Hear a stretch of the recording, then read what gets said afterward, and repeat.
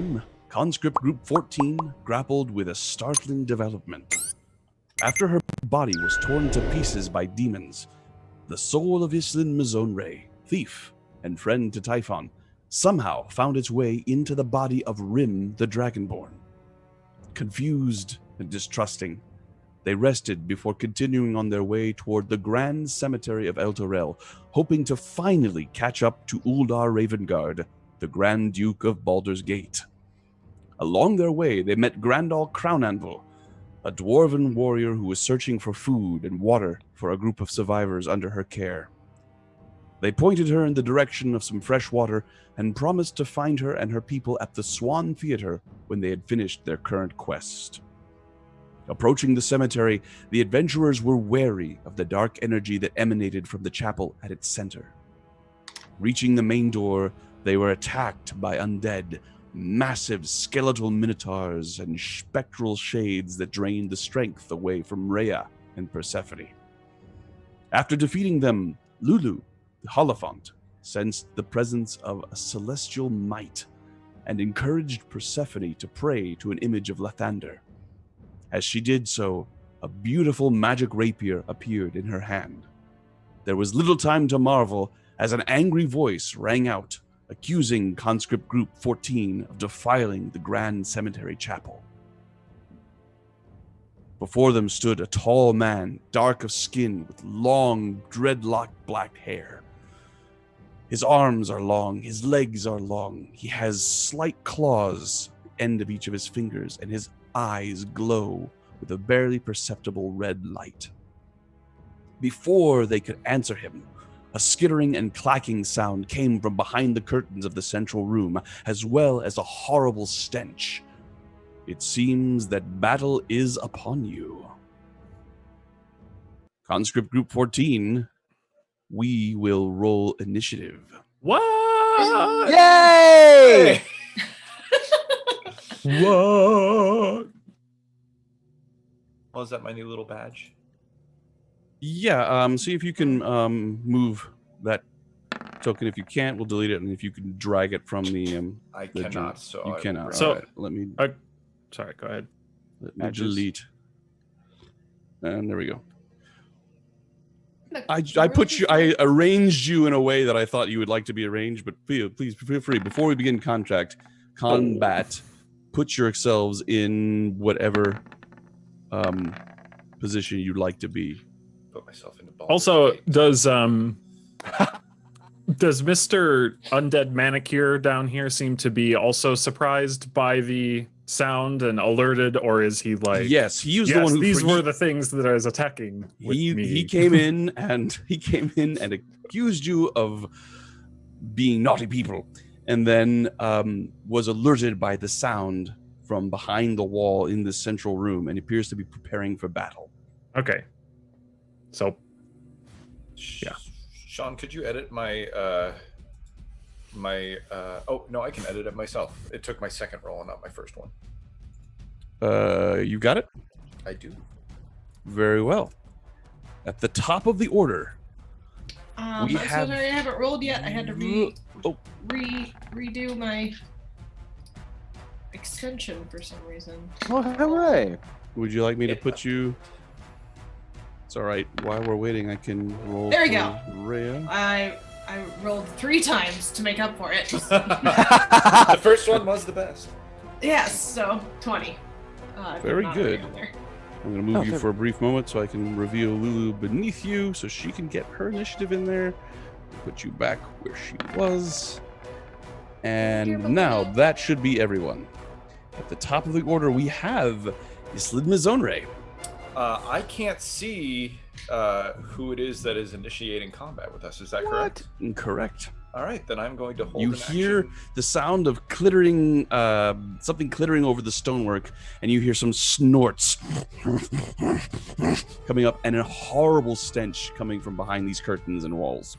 Well, then I will hold an attack for when I see the clittering. Your word, not mine.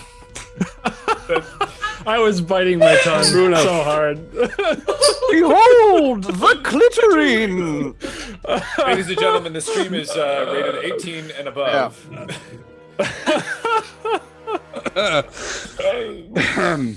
That is my held action, Sean, and I will wait. It's a different spin on D&D. Some people- but all right. That's, Some people have to hold that action for a long hysterical. time. Oh dear. Oh, that's too real. Okay. End of turn. End of game. End of game. Next up. Oh, by the way, I'm going to be messing around with. When we first started doing this, advancing the turn tracker was one step too much. I'm going to try to bring it back into our game so I have less of a chance of skipping people's turns. Gideon, this fellow who's standing before you, turns. And he raises his hands and takes a deep breath, but as he does, there's strange... It looks like he's going through the actions of taking a breath, but not actually inhaling. And he puts his hands out in a defensive posture. Next, we have... Creature rips down the curtain in front of How Rhea. about now? Testing. It How looks about now? like this. Should be better now, yeah? Sort of Perfect. A It's fucking bipedal pig-like piece of creature, crap. Sorry, guys. somewhat ape-like, long pointed ears, a porcine nose, a large mouth, and drool and bile dripping from its mouth. As it steps out of this curtain area, it and a ghastly cloud of green smoke-like vapor emanates from every orifice on its body and fills this area. He moves to here, right in front of Silas, and does this. I need everybody who is in that radius to make a Constitution saving throw, please. I'm barely touched. Does that include me, Sean?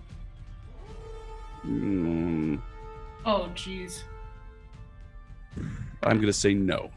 Okay. It doesn't look quite centered on his Doesn't it? square.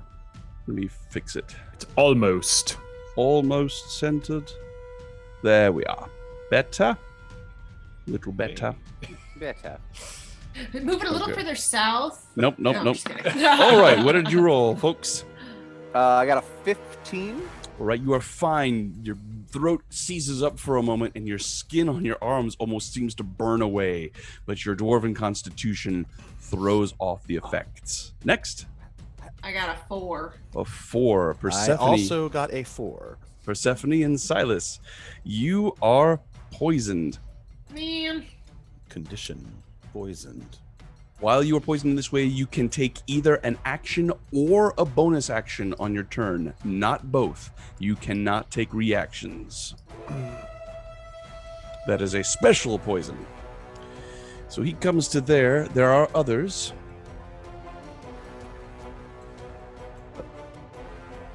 Others?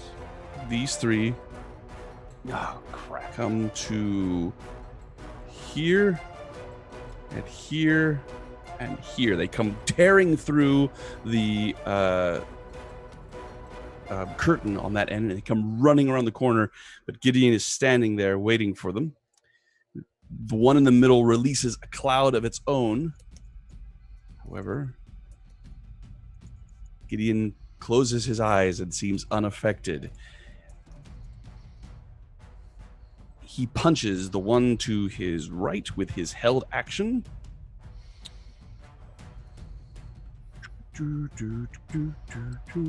Pardon me. Hang on a minute. He's a good guy, is he? He's attacking what's attacking you.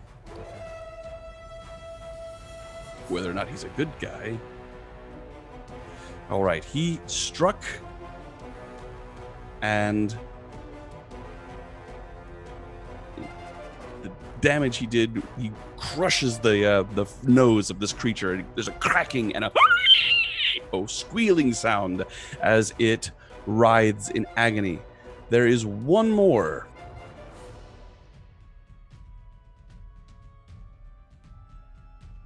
It comes tearing through to the south here, moves to there in front of you, Typhon, and releases a cloud of its own. I need everyone in the radius of this. As a reaction, can I move? Are you close enough? Oh, nice. Within 5 foot. Doesn't have to be within 5 foot. I thought, yeah, sorry. It's within 5 foot. So you don't appear to be in 5 foot radius. Typhon, I do not need a saving throw from you. I do need one from Jax, and I don't believe I need one from your familiar either. That is correct. Okay. So what, a con save, yeah? Yes. Yeah, 21. Nice. 21. You've smelled worse. I am that smell. He smells worse. Lulu's turn is next. Sean, does my held action go off? Yes, it does. Of course, it does. I will focus my attack on the pig that is in front of Silas. 24. That is a hit. And because it's engaged with Silas, 16. Is that correct? That is correct. 16. Massive damage as an arrow bolt streaks over your shoulder, Silas, striking this creature, burying itself deep in its abdomen. Were I Jax, I'm sure that I would say something like, "Did you see that? She tried to kill me." So that is your held action, Samus. If you could nothing like remove that. your your little toke icon there to remind you. You got it. Thank you. That is all of them. Lulu goes. Lulu, What should I do? You can use your magic, but be really careful and get right back here. Okay.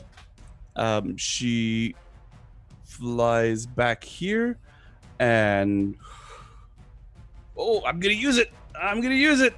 She takes a deep breath in, and out of her nose comes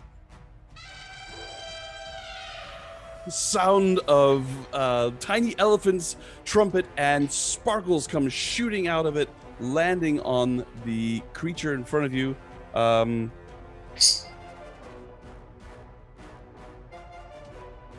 There's a question. Feel free to respond to me in chat if you don't want anyone to know. Jade and so Jax and Typhon, I need to know what your alignments are. This is something I've never considered before. I didn't consider that either. I mean, usually a goblin would be evil. I don't but usually like to think. I mean, it's a useful shorthand. I would have said he's neutral, to be honest. Okay. If he wasn't an intelligent goblin, then yeah, he would have been evil.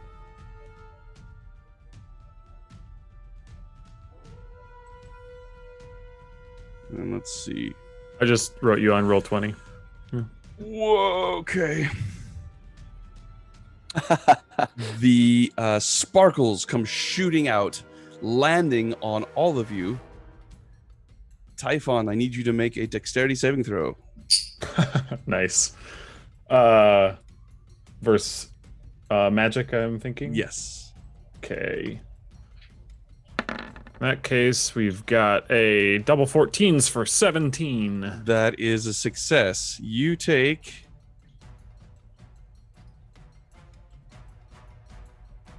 On half damage, you take 9 points of radiant damage. And We notice that. how perceptive are you? Medium, 15. 19. I'm fairly Yeah, Jade, Jax definitely knows this. And Falkrunn, I'm gonna 17? say, since you haven't gone yet, yeah, you would definitely have noticed this as well. Yeah. The blast comes out, and the creature here failed its saving, which means it takes full damage, which means it is dead. Yay! It Whoa. screams in agony as the sparkles come landing on it, and it's just and falls down prone as it begins to melt, and a pool of black ichor begins to form underneath its body. Demon! Yells Lulu. What's that screech And then noise? she Anyone comes hear a back. Screech? Sorry, that's my bird. That's- I thought it was a bird. I was sitting there thinking, that's a bird. It's So- my bird. I actually snuck to hell. No, I'm not hearing anything. You getting something? Is that? The bird is playing the role Just a of moment pig here voice. while I try. There he is. Uh, Come on, click down, you. There we go. So Typhon will- the creature is destroyed. However, the cloud remains. And then, Typhon will look over his shoulder and say, "Watch where your spells go." All right. And then He's Sean, visibly is- damaged. Is the ichor pool that it's sort of puddling out into reminiscent of the creatures from the teleportation room that we have seen before? or- Very, very much like it. Yes. Okay. Okay. Is currently occupying its 5-foot space. Okay. That is Lulu done. The other people involved in this combat go. Stepping through the ripped curtain comes Now, a large scorpion-like creature. It has golden skin, a golden chitin, and 2 massive pincers. Has no face, however. And then its tail comes up, and you see on its tail a snake-like face and eyes, and it bears its teeth, but instead of fangs, it has human-like teeth. It goes, and then the mouth opens up, and there's a barb that sticks out from the way back in the throat, and it comes out to attack Rhea. First, Typhon, it's for you. man, I hate hell. First, it attacks with its claw. Rhea, who is struggling mightily from the strength attacks from the previous battle, manages to bat away 1 claw, but not the second. She is automatically grappled, and then the sting comes, which she somehow is able to bat away as well. Okay. But she is grappled. Let's see. We'll do that for grapple. That is its turn. Done. Except we have. See, I have managed to forget to do the turn tracker. Yep, there we are to Jax. Okay. Jax will. What bloody doing? I will move up next to Silas. So that is 5, 10, 15. I will try to hit the one next to Silas with an armor class 25. That is a hit.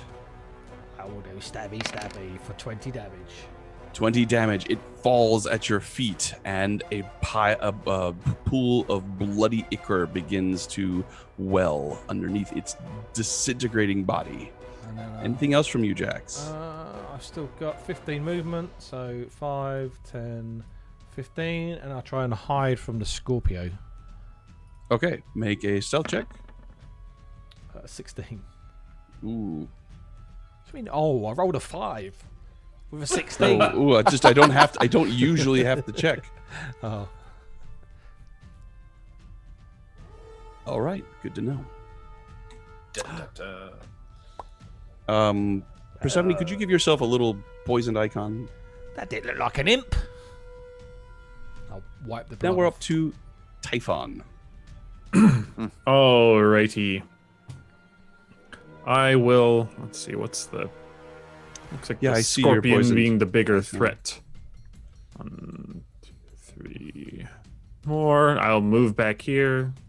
Use Very my imp to distract a bit, and use chill touch. Well, I just forgot to roll with advantage, but it's going to be a 17. The 17 is a hit, and I'm assuming you're attacking the one that's facing off against Nice. Silas. I killed that one, didn't I? That's Yeah. the one that I Oh, killed that's the one that Jax killed. Yes, I'm sorry. It is dead. I was. indeed. That's why the imp is. That's why the imp is right here. I was doing the Oh, on the scorpion. Mr. Got it. Scorpio. 15 is a hit, and the damage is. It was a 17 to hit for 15 necrotic. Got it. Chill touch. That was super chill. All right. That's to it know. for me. That will bring us to Persephone. Persephone, remember you can Right. take an action or a bonus action and no reactions. Thank you. I am going to cast. Oh, Shatter. But hold on, I'm gonna cast it. Right. I thought Shatter was bigger than that. What is I the guess radius? there's no way to. It is 10 feet. 10 Something feet like that. total or 10 feet radius? 60 feet. It just says 60/10 feet. So 10 foot for square. range. 10 foot square. Yeah. Yeah, it's okay. Yep. Then, but there's no way to get all three of them, right? Because I Correct. can't. No. Okay. No. Then I'll go for those two All right. fellows. What am I rolling for a save? Con 15. On 15. So I've got an 11 and a 20. Well, Yeah. all right. So So the- half. 4 damage on the fail and 8 damage on the save. All or right. flip that. You know what I mean. Yep. Got it. Rhea wearily lifts her sword and attacks. No, she tries to break her grapple. Mm-hmm. She tries to break her grapple. Is she poisoned? She is not, but she is grappled. She fails. Then we'll bring us to Falkrunn. All right, so Falkrunn's gonna. So Sean, I want to attack the claw that is holding Rhea. So If you wish to break the grapple, then I would allow you to grapple Rhea and make an opposed strength check to rip her out of the claw. okay, But I cool. can't let you attack a specific spot. There are other. Okay, cool. That's what I was. Yeah, like I wish for this action to like try to free her. So Got it. let me do the grapple then. So your athletics versus it. Yay. Okay, cool. So roll for it. I'm also gonna go Ooh. ahead. Well, how about a dirty 20? I have a natural 20, which means I win. Oh, come on. It's natural 20 Natural plus 20 2. minus Oh, 1. nah. Yeah. So yeah, all right. 22.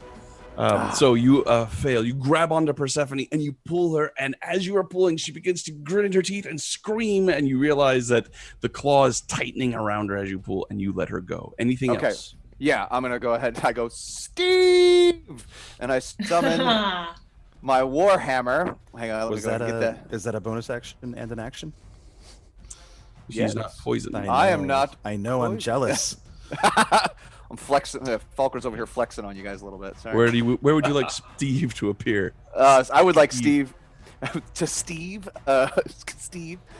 to come right just here behind the scorpion to like smash it in its dumb, gross Oh, tooth that's face. not Steve. There we go. Yes. That's Steve. That's not Steve. Yeah. Chimpanzee. Steve's time. All right. Man, that is Steve a will nice attack. token. Hey. All right. Steve will attack, It is a nice token. and Steve hit with an 18. 18 hits. Lovely. And why did you not roll my damage? Oh, mighty D&D. All right, let's go ahead and do that. 9 force damage. 9 force damage. Yes. Of a spiritual nature. And then that'll be all my jazz. Alrighty. So we are seeing that Shatter is a radius spell. Is this what we were coming to the conclusion Yes. of? Does Alright, that let mean? me quickly roll a. Yes, it means you would definitely be able to get them all. Let me roll a. Was it? It's a con save. Or Yeah, stra- 15. Con save. You rolled 19, so that was another 4 damage. 4 damage. Thank you. Thank you. So would that hit the good guy as well then? I would have assumed that she moved it to not hit the good guy. Is that right? That is exactly what she was trying to do. Very well. Silas. I'm going to take a simple step towards Falkrunn, and using my reach weapon, I'm going to attack the scorpion with my Elven glaive. You're a bit quiet, Silas. Sorry about that. For a 20 to hit. Ooh, very good. 20 is a hit. And doing a paltry 12 magic damage. Wow, good. Are you poisoned?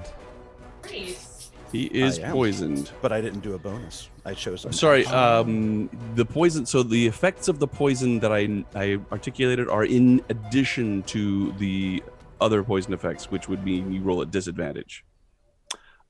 The headset's gone off. Hang on. Saucy. Okay, so 14 to hit. 14 does If not I'm hit. understanding correctly. Yes, I'm afraid. Now I'm Sorry to confused. do that to you, Silas, but yes, the poison of these creatures has, in addition to the normal.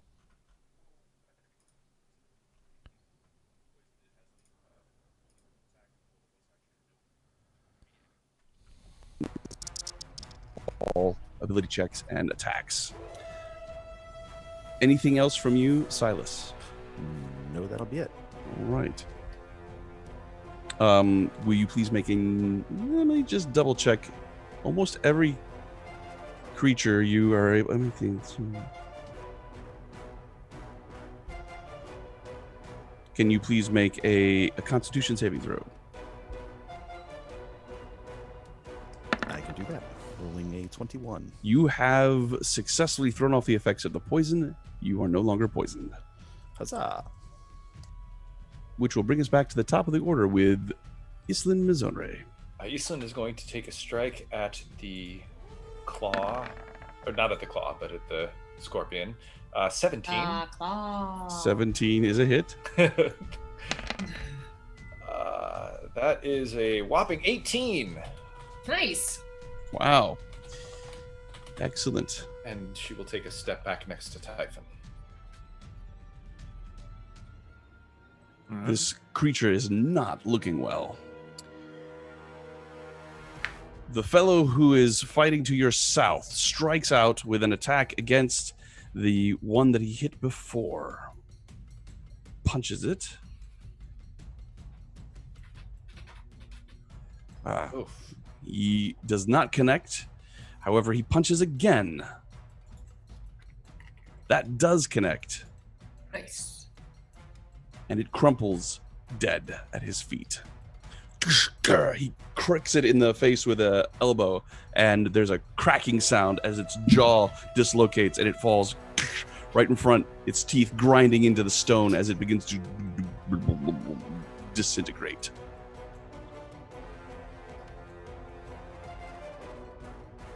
Alrighty. These two creatures attack him.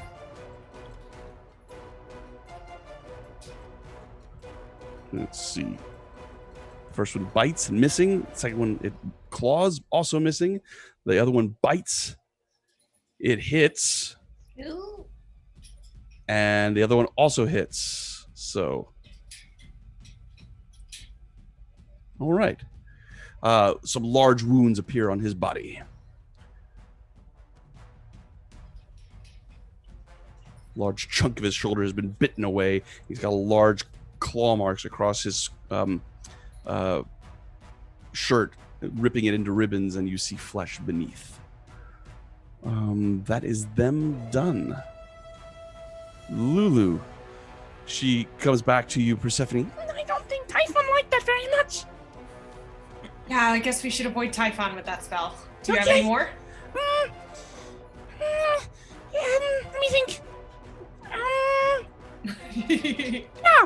And she flies forward. Let's see, she flies up and over the scorpion, which tries to attack her. Oh, I flew. Missing. Oh, good. You flew. Yes, not you. But it still missed Lulu. Yes. There we go. That's her. She comes and she tries to gore. Stay away from my friends. She runs it and she hits with her little tiny tusks. She You see her flying furiously, pushing into it, trying to push it away, and it's not moving anywhere, but it did take some damage. And then she goes back far away from the scorpion, right? Nope. She actually stays right there. No! That will bring I us... didn't know she had a melee attack, or I would have told her not to do it. That brings us to the scorpion. The scorpion lashes out with its claws, trying to grapple you. Falkrunn. Let him come. AC There's 20. one dwarf left in Avernus. AC 20, you take 9 bludgeoning damage as the claw crushes you, pushing your armor against your skin, and you are grappled. The other claw attacks, being AC 10. Doesn't the other claw have Rhea? Rhea in her? Good point. Yes, the other claw has Rhea, so the other claw can't attack. It missed anyway, so we're good Double-fisted there. scorpion. The sting comes with an 18. To me? Mm-hmm. Yeah. However, let's see here. So you take 15 points of piercing. Okay. Ooh. Make a Constitution saving throw with advantage because you are a dwarf. Yes, indeed. I'm very dwarfy. All right. There's 1, and there's 2. Did you do the thing again? Okay, well, that one sucked, so I don't like that one. And then this one. Shift click. Yeah, right? Roll better than that, Falkrunn. There we go. Uh-oh. Oh, come on! Oh. An 8 and a 10 on a... Ugh. Kill yourself. Great. So you take 24 points of poison damage, halved because of your resistance. So Yep. 12 12. points of poison damage. As this giant sting comes, and as it comes, you see the serpent like mouth open, and this barb comes and pierces right into your chest before retracting and moving back and forth as you are clasped in the claws of this creature. Oh. I got that Jax. Frodo foam coming out my mouth a little bit. Like, Jax will do like a running slide between Falcrunn's legs and try to stab it. Very good. Did I successfully stealth? You did not. With You a did 16, not. no? Mm-mm. Well, that just sucks. And I will stab him as I'm running through with a 23 23's a hit. for another 20 damage. 90 damage. It is not looking well. As you come through and you slash at a couple of its feet, and the legs disconnect and flop around on the ground briefly. And I will disengage for my bonus action. So Very good. 5, 10.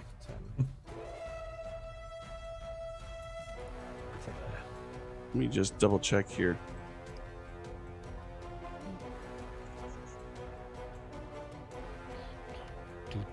Right, so this poison is not like other poisons. I haven't been keeping up with it very well, but I need everyone who's still in a radius who is not poisoned to make a poison saving throw. Constitution. Fine. Okay. It persists. and this is not the poison from the scorpion. This is from the pigs. Correct. So All this right. is before that attack, Jax went through. I need you to make a Constitution saving throw. All right.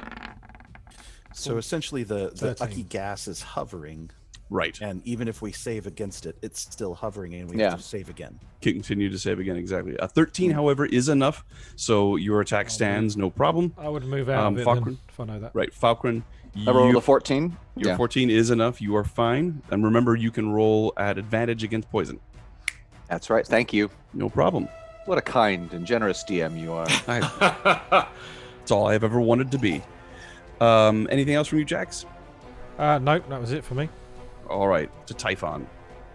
All right. I excuse me, we'll have Mr. Imp go distract again, and I will sort of pass my hand in the air and say Single, and have the spectral snake try to choke it. So Good. cool.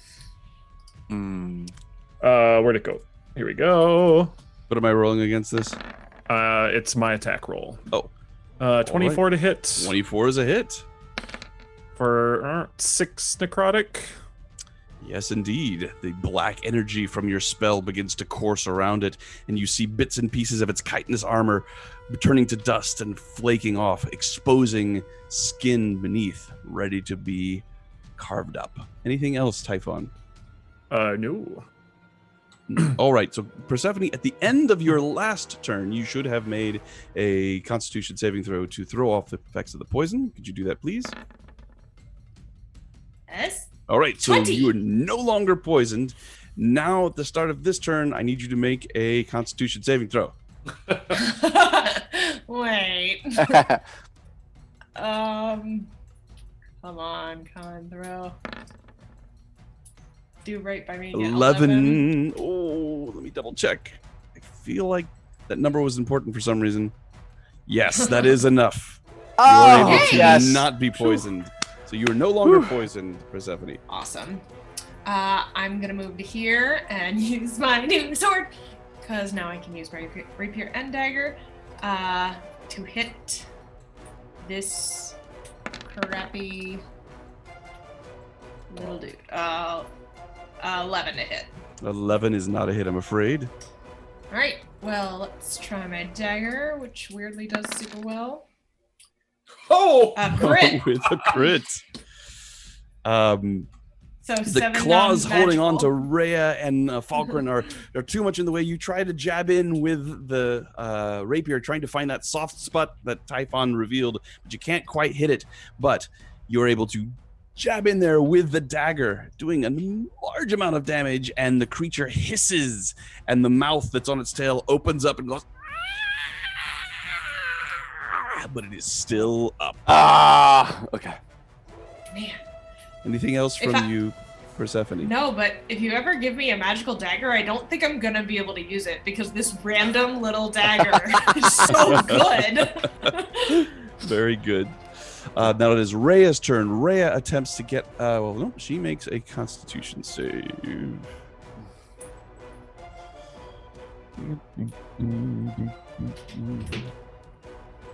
Come on. But she passes handily. So now she makes a attempt to escape the grapple.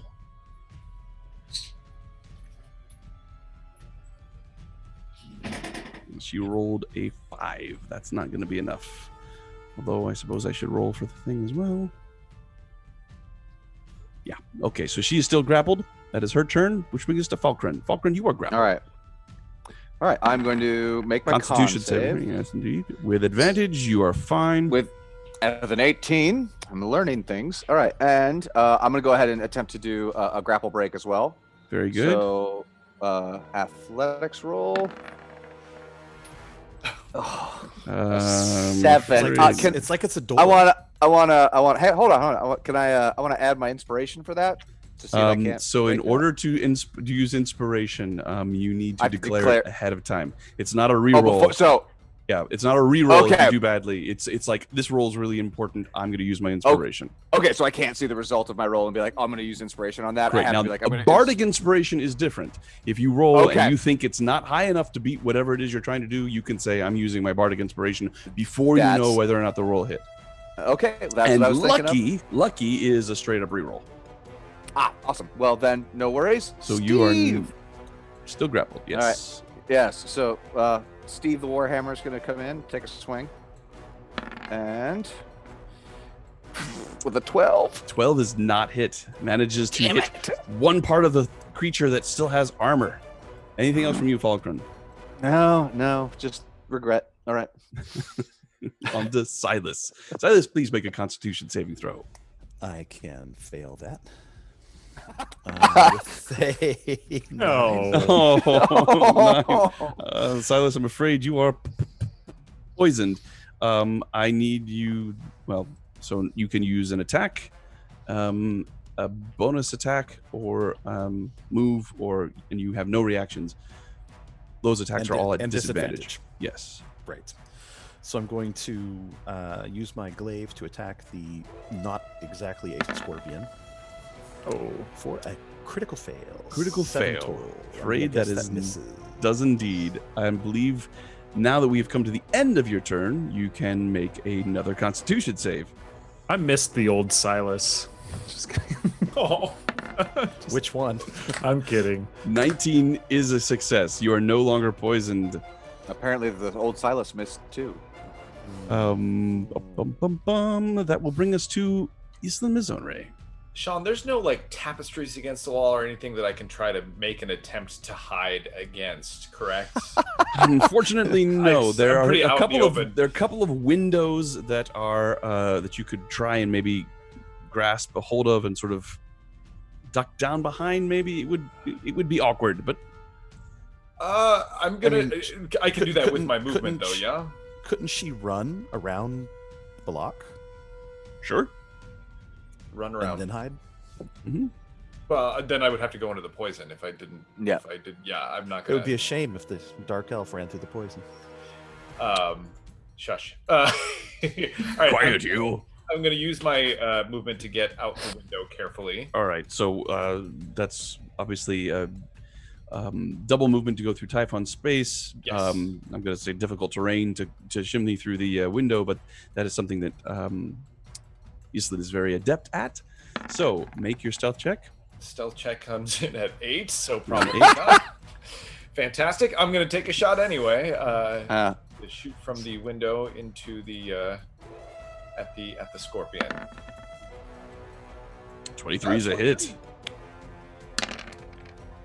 Not the best damage, but 13. 13 will be enough. Oh, it- thank.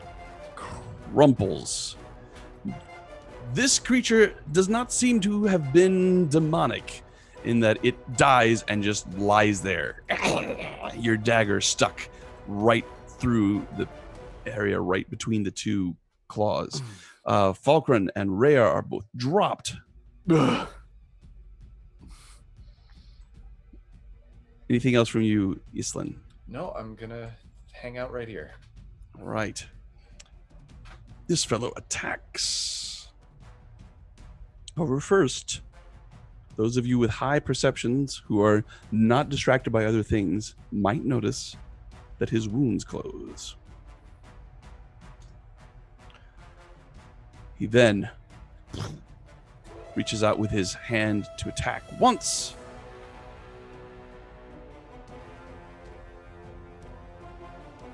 Hitting. He attacks again. So he hits once and then and does very quick succession 2 more attacks. All 3 hit, and the very last one knocks this creature 15 feet away. Just as he creates a guttural sound in the back of his throat, and this creature goes flying through the air, landing dead.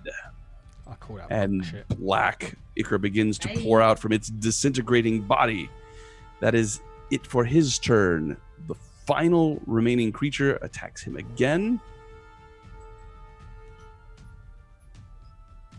Tries to bite him, missing.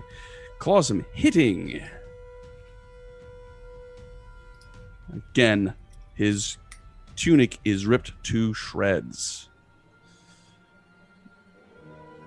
Brings us to Lulu. Lulu. I got him! That is her turn. The giant scorpion is dead. Jax.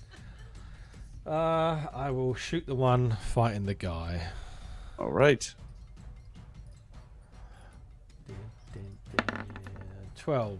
That's probably a miss. That is a hit. Oh, really? Wow. Indeed. 27 non-magical. 27 is enough. 27 non-magical, you say? Yeah, non-magical. Still.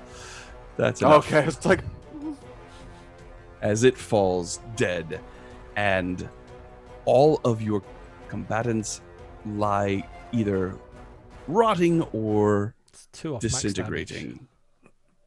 Rotting or disintegrating. Combat is over, and you all chokingly find your way out of the various clouds. Rhea comes and collapses next to you, Jax. Lulu stays where she is, next to Steve, looking at it quizzically. All of a sudden, whoop, Steve disappears. I start rubbing see. her back. Are you okay? She hated me before, so. Those things smell terrible. Oh, They weren't that bad. I feel so weak. Is everyone all right? Is anyone hurt? Outside of me. No. More than I already was. I'm all right. But just me? Okay. This tall man turns back to face you. I asked you before. How dare you defile this place? I believe we just slayed the defilers. We've only just arrived. Know nothing of what has happened to your shrine here. And who are you, friend? My name is Gideon Lightward. I was in charge of this place until recently. And now? Now, I serve as the last remnant of defense against the demonic horde that is spilling from the bowels of this place. Well, then you are no longer the last remnant of defense, for we come I to think you'd seek... be glad to see us. I have been fooled before. There are others who have come before you. They have not returned, and the demonic invasion has increased since they went down. So I ask you plain, what are your intentions here? To You say it spoke all of- Terrell. Sorry, maybe I should have said it. Ah! Oh, okay. You spoke of others who came before, yes? Who were they? People of Baldur's Gate, I think.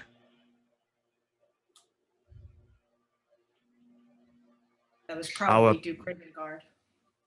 Our purpose is to find them, and we will Find slay any them demons and- on the path that we find. Will you? Make a persuasion check. Advantage. Ooh.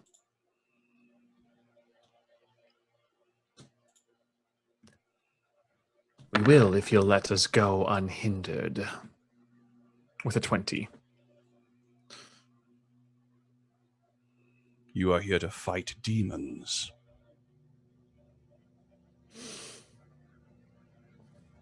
Very well. You are wounded. Not really, but I'm an imp slayer. What creature Nope. is that? Oh, it's an elephant.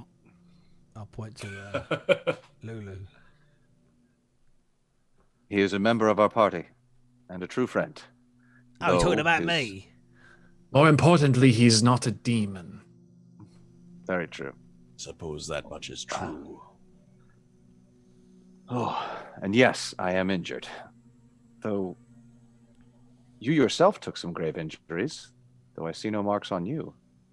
Recently, I have become blessed by a power that allows me to better defend this place. Come with me. I will see to your wounds. Is there Thank you. food there? Do not speak to me again, creature. He's not I don't very think he's friendly. Yeah, I don't think he's going to give us food, Jax. Do you follow him? No, I do. As limping and a little bit of a blood bubble coming out of me, but yeah, I'm doing all right. All right. Interesting. You follow her. I kind of gesture to Lulu to come back over, and assuming that she does, I say, I think you should stick to distance attacks, especially when the demons are so large. Okay. Doesn't seem very sportsmanlike, but okay. We all have our So, strengths. Lulu's probably got He- about 200 hit points. She, he Probably. steps out the front and looks around And you see, walking out of the graveyard, several shambling figures that begin to come and congregate in front of the steps to this place. They appear to be just the people from the graves that you passed on your way into the cemetery. And he leads you, moving at a stately, almost flowing pace around the corner.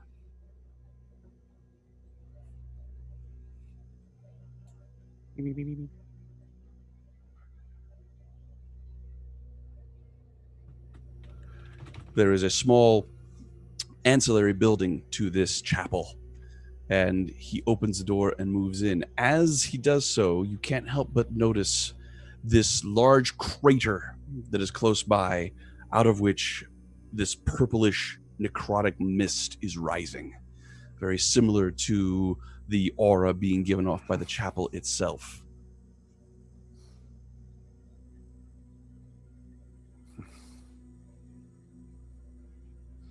Have we noticed other craters like that around Elturel? This is unique so far as you've seen.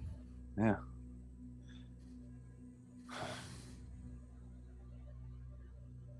He leads you into this room.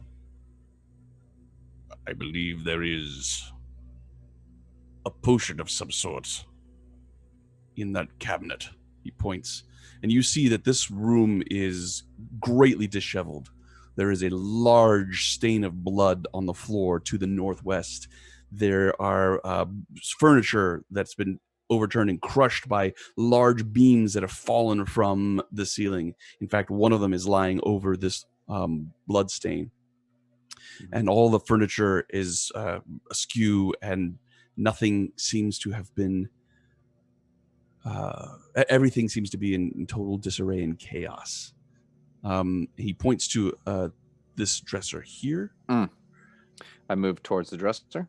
Inside, you find a potion of healing. Lovely.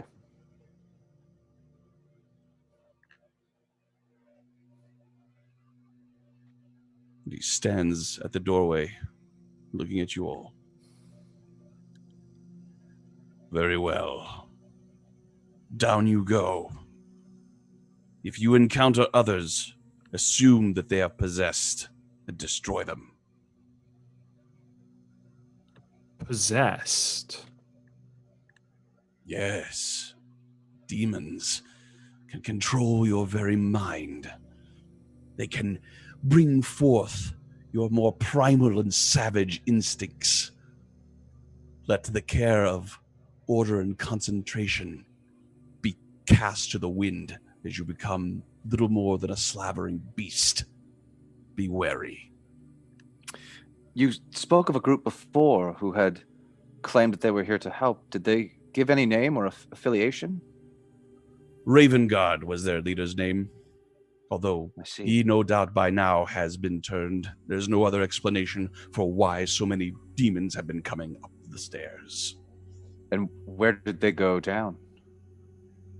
In the chapel, within the circular room, there is a staircase that leads down into the ossuary. That is where they went, looking for some relic of a forgotten and useless god. Well, I thank you very much for your aid, and we will do our absolute best to deal with the problems below. Does anybody else have anything they wish to say or do? Is he... I can't remember how you described him, but you said it looked like he was he was breathing, but not really. Yeah, he took a sort of a stabilizing breath. He went through the motions, but no air entered his mouth as he did it. So is he breathing as he's just standing here or not? Make a perception check. Yeah, with a perception of 17, Sean, am I noticing? Oh, him? yes, yeah. You would definitely... That would strike you as odd. He is not breathing. Well, and I'm also... like, 9. With the red eyes and what, like, the claws, like... I'm... My undead sense is tingling, but... Yeah, that's what I was going to say. Does he look... Like, does he seem undead? If he is unlike any other undead you've ever encountered. Yeah, which is fascinating. But Any knowledge checks not to know what he is? Nick, what? Could we sort of scoot out and religion check together? Yeah, it's like do a little confab. Hey, As you are guys, walking so- away, you can do it if Yeah. you wish. Yes. Yeah. Okay. All right. While you're doing that, Jax, Islin, Persephone, Silas, do you wish to do anything?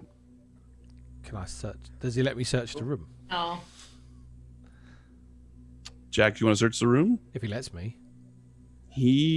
Well, depends on how sneaky you want to be about it. Doesn't look like he's going to just let you, especially since he already expressed the fact that he doesn't like you. I just see that as like, people when they first doesn't- meet me, they don't like me, but they warm up to me. He just doesn't know me yet. Yeah, so naturally, He is distracted enough a during this 29 all with stealth. Falkrunn and all this. 29 stealth. Very good. That's very high. Oh yeah. God love you, Jack. So you sort of dart underneath Falkrunn's feet, and in you go. Yeah, you're good. He doesn't seem to have noticed you. While you were doing that, Islin, what would you like to do? Islin is going to come next to Typhon and under her breath say, "How's your skin? That sparkle didn't seem to do well with you." No, indeed. It was like fire, but something more intense, more like we didn't. There was no heat, but it tore through me. Is that creature aware that it can do damage to you with her spells? I should hope she is now. But what that means, I don't know. She seems to be of celestial origin. And I would be cautious yourself about getting caught in her blast radius, as it were. Indeed. All right. Anything from you, Silas? I'm good. All right. Jax, make an investigation check. 18. Underneath the desk, partially buried by rubble, you see a journal. Oh, okay. Well, I'll pick that up naturally. Very good. Might be some hidden treasure in it. That is all you find. Okay. Yeah. I will Inside leave. the journal, a ration. Yeah. And again, using that same stealth, as Falkrunn is walking out, you manage to move in just such a way that you are matching her stumpy little legs as you go through, and he doesn't see you. And he stands at the door. Destroy the demons. They must not be allowed to defile Elturel. Do we get paid? Oh, sorry. You said don't speak to me. Lifts a hand, looks like he's about to backhand you. We will destroy the demons and save Elturel. You have my word. Put a hand on Jax's shoulder and kind of pull him back. I look to the group. Do not bring this one in my sight again.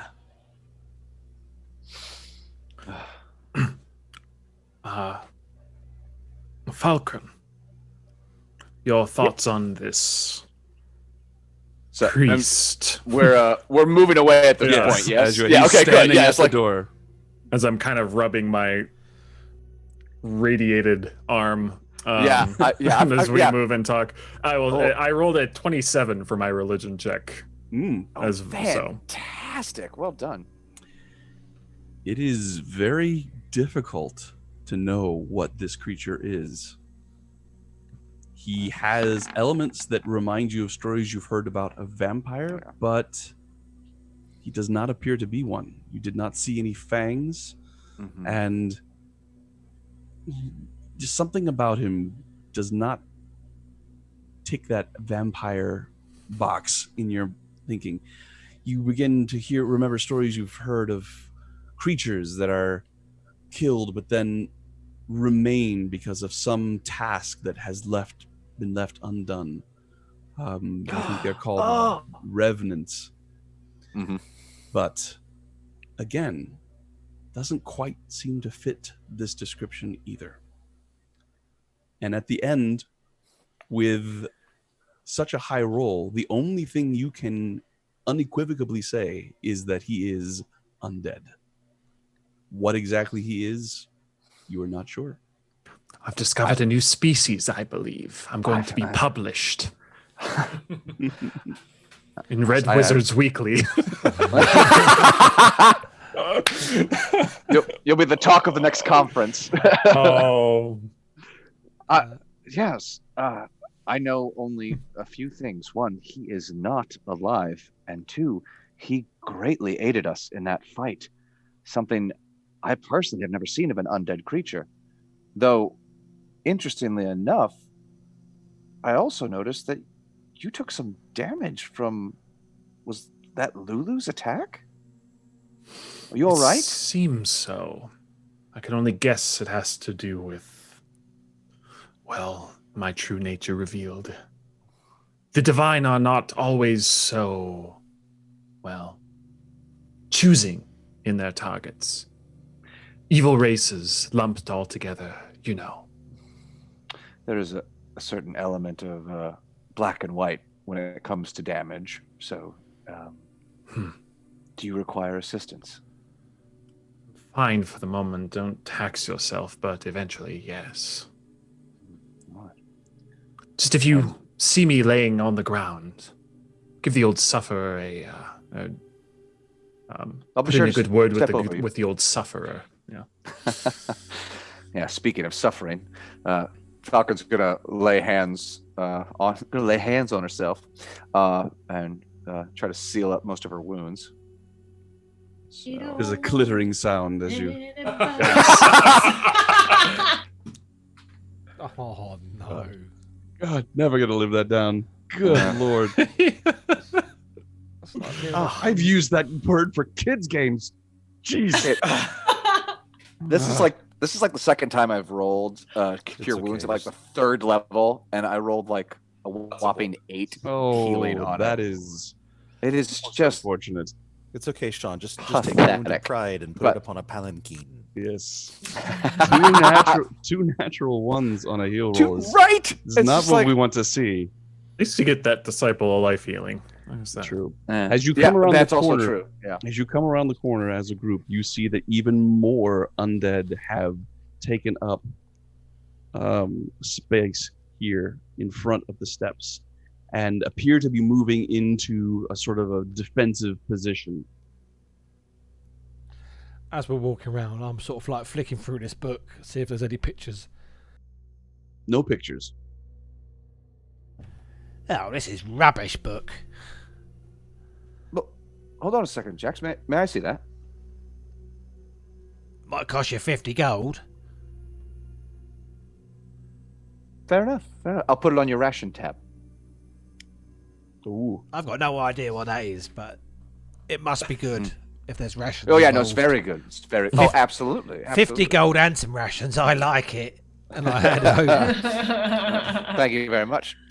So you take this book from Jax. Do I You pick it up and you realize immediately that this is a journal, a personal journal of one Gideon Lightward. I start to go, like I flip to the back of the book. All right. They are coming. We cannot get out. Drums. Joke's on you. It's written the other direction. This is somewhat lengthy. You are welcome to skim through it, read it. As we are reading through it, we will take turns reading it, so not one person has to read it. But Falkrunn is the one reading it. Are we doing like popcorn reading? Yes. Falkrunn is what brings us together today. So we will start with Falkrunn as you read, and we will continue next with Persephone.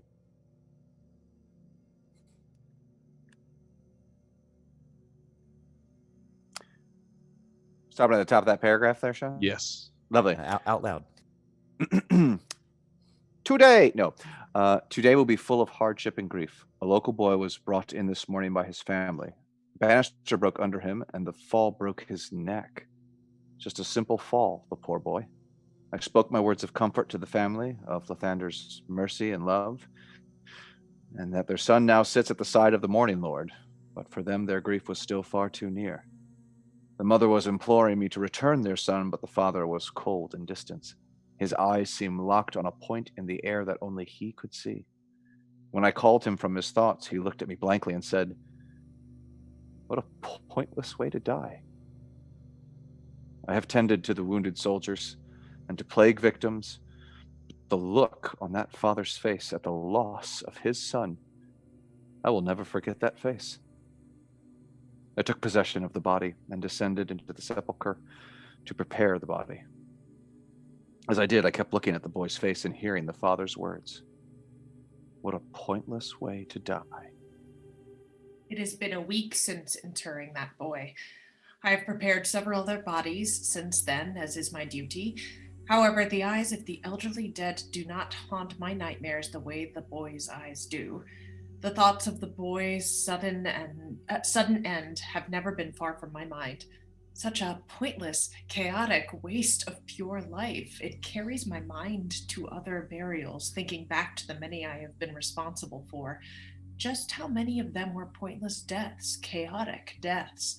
Those under the care of Lathander do not always see the cosmic forces at work, but I do. No act of evil steals these souls from the world, but acts of chaos. The thoughts come to me in my meditations. We pray often to the Morning Lord for protection from evil, but is evil too obvious a foe? Has another enemy crept in while our attention was elsewhere, taking advantage of our zeal? Chaos. We must focus our efforts on imposing order on chaos. Islin. I required counsel. My thoughts have swept too far from what I know, so I called out to the celestial forces. After a long and diligent summoning, my prayers were answered by a pair of angels. With molten eyes and crowned in fiery glory, the heavens sent me guidance. They seemed to answer my queries, even of erring to stay and guide me on my quest for order. According to their knowledge, the chaos spread by the fiendish demons of the abyss has reached a turning point. Never before have their kind been so intent on breaking into the material realm, and measures must be taken to hold their kind back. With this knowledge in mind, I have delved through the Church's records on what can be done to halt the spread of the demonic. In the past, the forces of good have performed grand celestial crusades to push back demonic hordes. However, it seems that most of these gestures are never long-lived. A more constant, vigilant eye must be kept on the forces of chaos. Silas. My research is disheartening. The heavenly hosts seem content to let the forces of the abyss fester and grow. It has been far too long since a culling of the abyss has taken place. Are they too far removed to see the danger, only making crusades against the abyss when the clamor of the chaotic hordes drowns out the music of the heavenly spheres? How does the Morning Lord not cast such foes to ruin? How does Helm, the all-seeing, not garrison the barriers of the material world against such obvious threats? How does Tyr not intercede when there's injustice and madness? Does Torm not wish to join battle against such a vile foe? My angelic counselors have brought me a name. They seem careful to mention it, noting that this knowledge could be a valuable weapon against the abyss. But their countenance had grown dark. The name of one being who has fought against the hordes of the abyss with zeal, one who has seen the threat the abyss poses before those of her kin. Zariel. Typhon. I lost my place. I was enjoying listening. The abyss. The abyss. The abyss has no greater foe, that much is clear. My counselors and my research show me that much. Zariel stands on the front lines against the abyss daily, reaping a bloody toll against chaos, keeping them at bay. Were it not for Zariel's diligence, the abyss may have outgrown its borders and spilled into the material realm, maybe even into the heavens themselves. Such sacrifices she has made for our benefit, endless war against a nearly endless foe. Yet she stands seemingly alone in her vigil. She leads the blood war, the greatest war that has been kept from our sight for far too long. A war of such scope and magnitude that its loss is unacceptable. Chaos is the great enemy. The abyss, its womb and safe harbor. For too long Zariel rallied arms against that foe alone, while the heavens send their crusades at their convenience. I will be speaking to my angelic counselors on this tonight. It is time we seek out Zariel. Jax. My guidance is true. My angelic counselors showed me how to reach out to Zariel. Gladly she accepts the aid in the blood war, and in return she eared the power to enforce order on chaos. No death will be pointless when turned against the great foe. In her wisdom, Zariel turns the pointless deaths caused by chaos against chaos itself. Loyal souls once taken from life now marching unflinchingly against the demonic foe without fear of death. She wishes me to prepare for my part in her great plan. Many soldiers must be prepared, new battalions to tip the scales against the abyss. I must work quickly, no time for the petty politics or unbelievers. The blood war awaits for no one, and Elturel must do its part in the war effort. Back to Falkrunn, and you can finish us off, Falkrunn.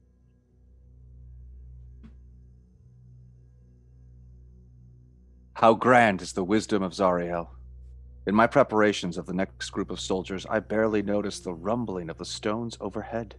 I barely had time to gaze up from the skeleton and gaze at the crimson light pouring through the stained glass of the temple. When Elturel shifted, the force was tremendous. I recognized the signs of a planar shift, but only until a piece of broken timber landed on me. I felt my ribs break. I felt the chill creep in as my life force escaped my body. I thought only of the work I still had yet to do as the world went black, and yet there was fire. A burning in my chest after several cold moments that pumped zeal into my veins. I opened my eyes and with ease threw the timber from my chest. In my veins, I felt the blessings of Zariel, who had gifted me with a second life, a new and eternal unlife in her service against the forces of the abyss. Now I look outside and see the skies of Avernus. Zariel has pulled the entire city into her embrace, granting my soldiers better access to the front lines of the blood war. Now I stand in the once underground sepulchre, and the parts of the floor that have given way grant me a view of the truth. Far below us, the blood war rages, even now as Elturel floats like an island of reinforcements far above. Every so often I hear the cries of those citizens of Elturel as they come to terms with their new role in the war against the abyss. They should not fear, for in Zariel's service, no death is pointless. For in Zariel's service, no death is pointless. For in Zariel's service, no death is pointless. For in Zariel's service, no. As you read this, Falkrunn, the madness that has obviously consumed the mind of Gideon Lightward becomes very apparent. But you can't seem to stop reading this passage over and over and over again. Falkrunn stops in her steps. You see her mumbling these words. Falkrunn, I need you to make a Constitution saving throw.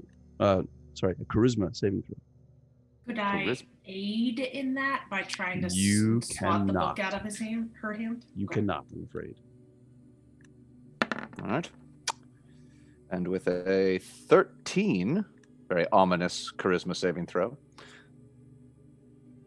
A strange hatred begins to fill your heart as you think of the things that this man experienced and the creatures that you have fought and what you know of demons. And a new element of your personality that you never were aware was there begins to creep forward. How it manifests is up to you, but there is a deep and uncontrollable hatred for demons welling up inside you. And I will trust you to incorporate it into Falkrunn's character as you see fit. Now, Persephone, you can knock the book away. All right, I do.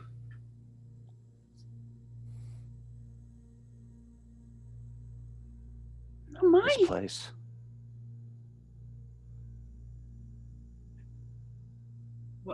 What's happening? What? You mumbling. You stopped in your tracks. You were talking to yourself. No, we were walking. We have to do the journal. Typhon, yes, you.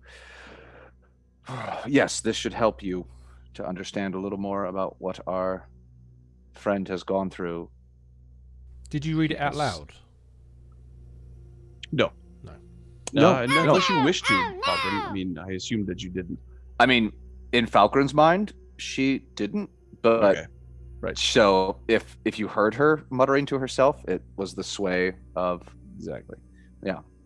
Did you just hand the book to Typhon? Yeah, no, you basically what to my perspective, I was just sitting there sort of like thumbing through the thing, and the next thing I knew, you smacked the book out of my hands, and that was it. And I was just like, "What? Hey, okay." Typhon, the journal, belonged to our friend. Something I suggest you peruse when you have a chance. Please, let's be careful about that. You were acting very weird just then. No, it wasn't. Well, it's got no pictures in, so it's understandable. Look, we have to get down there and take care of the problem, right? I agree, but let's be careful of the book. Yeah, fine. It's just a book. It should give you some insight into what our friend had suffered. Meanwhile, does anybody have anything? Oh, go ahead. Meanwhile, those that haven't got inspiration Ooh. need to roll. Oh, man! With thank you to Uglug again for 500 bits. Oh, I rolled a 16. Looks like DM's getting it. Oh, that means Persephone gets it. Oh! Damn it. I mean, good job. I'm really happy. she rolled with the dagger. God, There's this I did. there's this little voice coming from her scabbard that says, "Oh no, do not let that guy win." Oh, is that? Guy is an asshole. Yeah. Allow me. Please, allow me. By the way, I couldn't help but notice that you missed earlier. Was that me missing, or was that you missing? Well, perhaps if you were to provide me with a name. We've just met. I mean, we have to go through a couple battles together. I suppose. I will be patient. But you are thinking It's on about my it. mind. Okay, Constantly. then that's all I can ask. That is actually true in my real life too. Something Like I'm fancy. going on my jog and I'm like, what can I name that sword? I love it. Okay. Does anybody have anything they wish to do before descending into the ossuary? No. Very well. Have we searched this inside this room? We haven't, have we? I don't think so. No, I don't think we have. I do a full search. Yeah. It will take a while to do a full search of this area. It's Well, it's just not a small area. If there's something specific that you want to look at to see, if you want to just search, the only bodies there are to search are the crumbling remains of the giant skeletal minotaurs, which are still there. And of course, then there are pools of black bile. No. that you I need was to step talking around. about inside here. This chest and is that a door? No, that is just wreckage. Pieces of this area looks like at some point it was. It has wardrobes, shattered wardrobes, and some tables. This might have been an area for priests to put on vestments before conducting ceremonies. I'll just search the wreckage a little bit, and then this main thing here.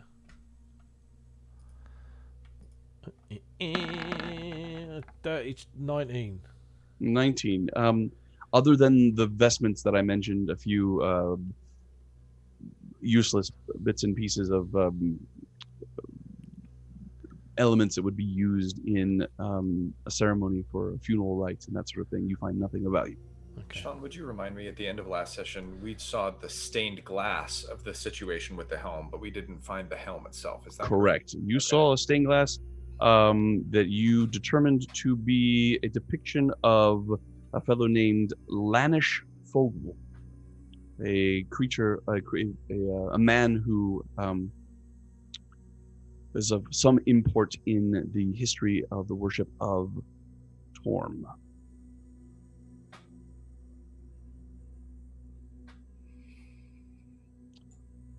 Very well.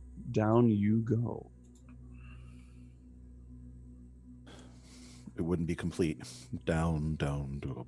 Indeed. If you can please find your place to bring your characters at the bottom of this map. Oh, my lad. You go, my lord. Fox! That makes me happy every time. That is the That's a right name. size. That's definitely the right size.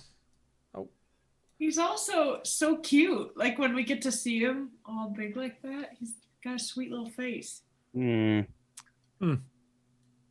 Silas. Look at Glamdring. Silas. Oh, The God. faux hammer. No.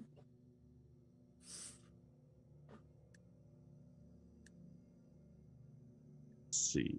We need an imp, Vandria. right?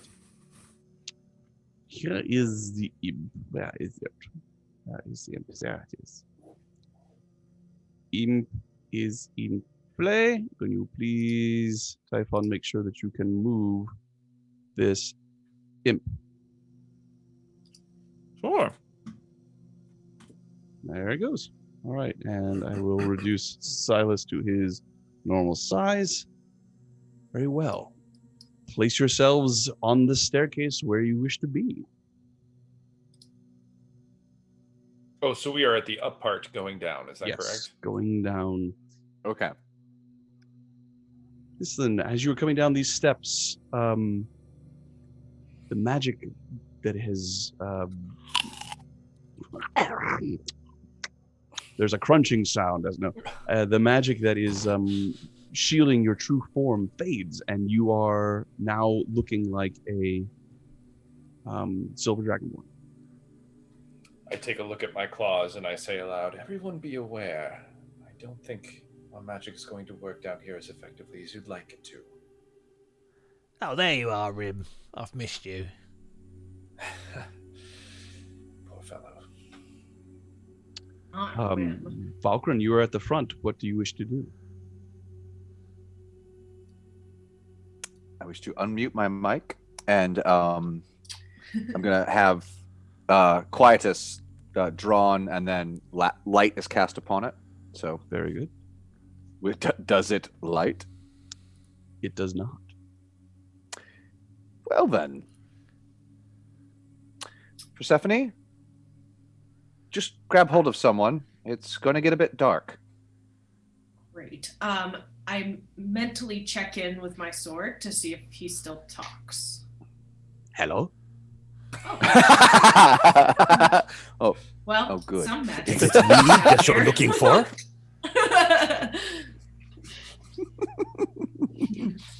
hello. I see you struggling and I will offer a claw to you if you wish to take it. She totally instinctually takes it, and then you see her kind of like realize, and then she's like, okay, well, I already took it, so I guess this is happening. All right, so and then Sean, I see the door in front of me. Mm-hmm. All right, perception check to see if I hear anything beyond it. Very well.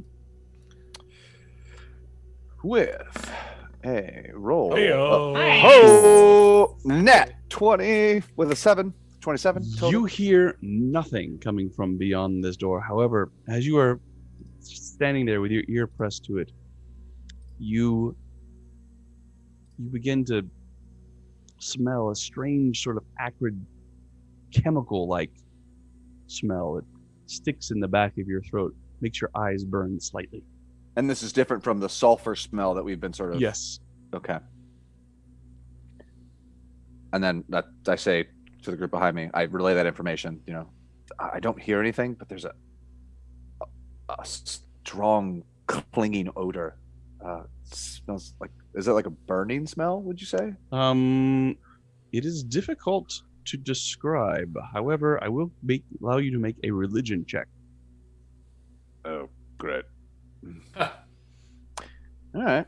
I'm gonna go ahead and yeah. Okay. I'll do that. I will make my religion. That's a 9. A 9. Something about it seems familiar, but you can't put your finger on it. That's a 9 and a 9. All right. Cool. All right. Also, I will say that with a perception check of 27, you realize that this door is barely hanging on its hinges. It looks as if it's just been leaned up against just it. like I found the door. Like if you reach out to open it, it will actually fall completely down, making probably a very loud noise. Yeah, so I'm going to very carefully, like almost like pick it up off its hinge and kind of move it to the side a little bit to set it so that it doesn't crumple. Very well, easily done. As you do that, you reveal the room behind it. There is broken glass, jars, bottles, cutting implements, tubing, chemicals of some sort spilled all over the floor, and this same purplish mist that you've seen elsewhere hanging in this room. The chemical smell is coming from these spills of these various things. And now that you see the implements and you look and you are able to more clearly identify the scents, these are all types of acids and embalming fluids used in the preparation of bodies for interment. All right. So, am I okay to? Would I know that the sort of the puddle in front of me is okay to walk through, or do I know to avoid it and sort of go around? You can't think of any reason why you couldn't walk through it. However, it seems like a bad idea. Like you've never poured these fluids. That's on a free yourself. wisdom check for you. That sure is. You've never poured these materials on yourself. You've never rubbed them on the body of anything living. But it could be harmful. You have no idea. Best to be safe. And then, is there any? This looks like a U kind of room. Is there any sort of light source in the room, Sean? There is not. It is dark. So we just smell the smells, and it's like you see enough with your light, your dark vision to make out the details, but no colors, obviously. Careful, friends. There is a spill. Like several chemicals have been spilled. There's acids on the floor and whatnot. God. And then so as I kind of look in the doorway, Sean, looks like this is a table to the side there. It does. Okay. With your passive perception, there's something going on with that table. And at that moment,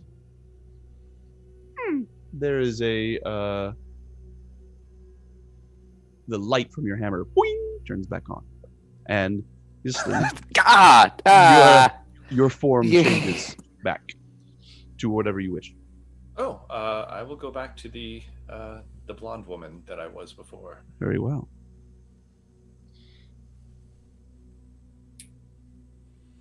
Shall I check it for traps and stuff? I said, be very careful, Jax. Okay. The floor. I will. I'm gonna walk in, shuffle to the left, and start searching. All right, make an investigation check. I'm gonna go ahead and 27. Oh my goodness! Another natural 20. There are numerous. And a natural 1. Yeah. There are numerous tracks in here moving through this fluid. Some of them are obviously of the creatures that you just saw and fought in the chapel above. But you see other booted humanoid steps. And in and amongst the debris and liquids, you see strange bipedal feline-looking tracks. Oh, looks like dinner might be down here. Bipedal feline. Are there rats? Oh, no, it just looks like animals. What size animals, Jax? Do I know how big they would be? So obviously you see the creatures that have, you can describe the size of the footprints based on the creatures that you saw fighting upstairs. The booted seem to be of medium build, as does the felines. Oh. That's a very big cat, Jax. And it's walking on 2 legs, yes? Oh, okay. Do I find anything else in there, item-wise, treasure-wise? You do not. What, there's about 500 weapons. I can see it on the picture. You could look over there and you see numerous cutting implements, but they look more like something for fine detailed work as opposed to weapons. Certainly some of them could be used as weapons, but that is clearly not their first intention, and all of the things that you possess would be far more effective at combat than any of these. Okay. If that's everything I find in this room, I will nimbly move over to here and listen at this door. All right. The rest of you come in now that there is light. Yeah. Can any of the anything in here be recovered and still used? Make a perception check. Are you skilled in perception? I'm not. I was hoping to use use your tools. So make a perception check and add your proficiency modifier because of your alchemy tools. Okay. This will be this plus 3. 17. Nice. It seems that the things in this room were specifically for the embalming and treatment of cadavers. You could probably reassemble some of the components if you wanted, but you can't think of a use for it. Okay. Other than, obviously, what is intended. Anyone who is proficient in religion? Yes. Anyone else? Yes. Just nature. This is the symbol of Baphomet, a demon from the abyss. The table is stained with long, dried blood, and it seems to have congealed and moved in such a way, so run along the grains of the wood to create this symbol. Let's see here. I think I have it. And that's what I know. Show for you. And that's what I noticed on the table, Sean, right? That's what. Yes. Here we are.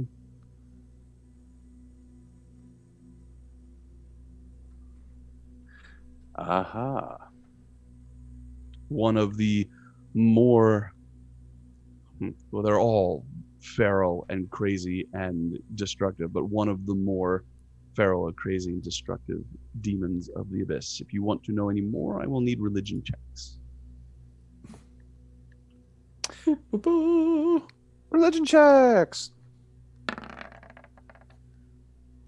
15 from Falkrunn. And I'm the just natural still one shocked from that our cleric It's a hasn't goat demon, not a serpent demon. isn't proficient. Or you In are what? in religion. Oh, no, I am proficient in religion. And you've only got a +2. Oh, yeah. It's intelligence based. Oh, what's your Because- intelligence then? Because take a guess which was my dump stat. Oh my god. So, Falkrunn, Baphomet, known as the Lord of Beasts, is the ruler of a layer of the Abyss. The Abyss is not organized in the same way that Abator is. It is just chaos. So there's no point in saying, the first layer, the second layer, the third layer, all that. He is just a ruler of it. There is a grand labyrinth upon the layer that he exists in the middle of which he makes his home. He is worshipped by beast-like creatures, some of whom have also possessed elements of humanoids, such as minotaurs, the scorpions you saw with the snake-like tails and the human-like face on the end of it. Other such creatures that unnaturally combine the aspects of man and beast. Say, you all see like Falkrunn very uncharacteristically, like she slams her fist down on the symbol, and she's just like, "Damn this place! They're everywhere, and they're just crawling out from. We've got to get down there." Very well. Typhon, do you know what this ooze on the floor might be? My It's guess embalming would, fluid. yes, the that and the acids used to clean the body and such. Gross.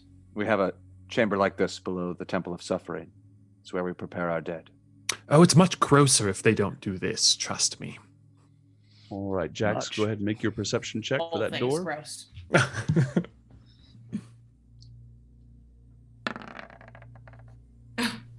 11. He got Even bit with the distracted 11, by Falcon. you can tell that again this door is just barely hanging on. Any attempt to just sort of push it open and will fall with a loud clattering sound. Silas, is there anything you wish to do? I'm watching intently everyone. Thank you. Very well. Mm-hmm. You hear Perhaps- nothing beyond the door, Jack. Before anybody touches the door, I say, perhaps Rhimb or Islin using Rhimb's body could remove the door without a big noise? Try. I moved the last one without making a noise. This door is bigger. I was about to push it open, but if someone steps up, then I will try to. I will try to lift it and move it out of the way silently. Make an athletics check or a sleight of hand check, your choice. I will make a sleight of hand check. I thought you Yeah. might. 24. Excellent. Dang. Plus 15. Ooh, yeah. So is that a Mhm. plus 15? A plus That's- 15 indeed. The best Um, second story woman in all Baldur's Gate. You reach out and you are able to very carefully, making very small movements, moving a piece at a time, widen the space in between these two doors to allow everyone enough room, including yourself, to pass through. Yeah. No, sorry. Actually, what she does is she goes like this and then pulls it out from behind our ear. Like, oh, Right. the door over here with a I- plus 15. I'm still confused how you got plus 15. Aren't you? It's a mystery to us all. How does anyone get that? Magic. Say, I think Jax has proficiency modifier envy. Indeed. I do. Don't Something we he's all? not biggest good at. anymore. I know, right? Something he's not good at. Yeah. So reveals the room beyond it. Coming from this room, you can now all obviously see tracks of wet substance moving in. Although the it looks as if the booted ones have dried, and now there's just the outline of some places where maybe acid has eaten into the dust and the stone. And you see tracks moving both to the right and to the left, going down these steps. Okay, I will move forward slowly to have a little peep. There seems to be, from the right, a soft blue light emanating from around the corner. Very, very, very difficult to see, but with your passive, you are able to detect it. And nothing to the left. Oh, to the left, it continues this way and opens into another hall of some sort.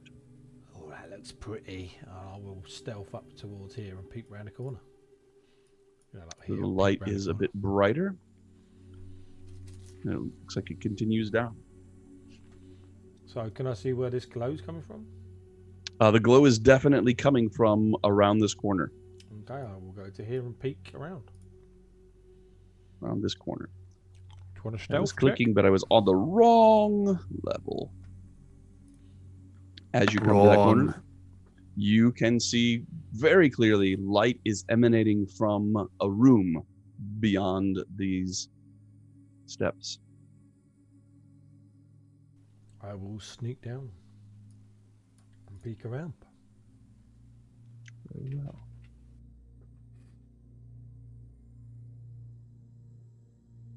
Middle of this room, 3 large pillars hold aloft the ceiling that is 15 feet above you. There are 5 daises atop which stand statues. Underneath these statues, there is rubble, and it seems clear that in the shaking that Elturel has undergone during its descent, these statues have become very badly damaged, with masonry from the ceiling falling upon them and chipping pieces off. The rubble is illumined. In fact, this entire room is illumined by soft light coming from the walls. As you look around, you see that there is a statue on the northern wall that is still intact. It depicts a kneeling man, and the glows seem to be coming from 4 elaborate frescoes, although it is difficult to determine where exactly the light is emanating from.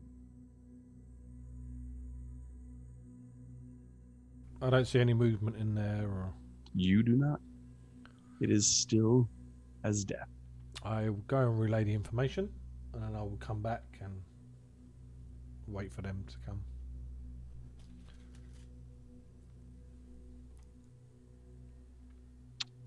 All right, Silas relays the information. You all come around, and it is just as he described. What would you like to do?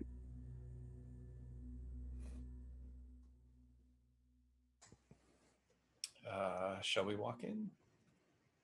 Jax, have you checked for traps? No, I don't like magic.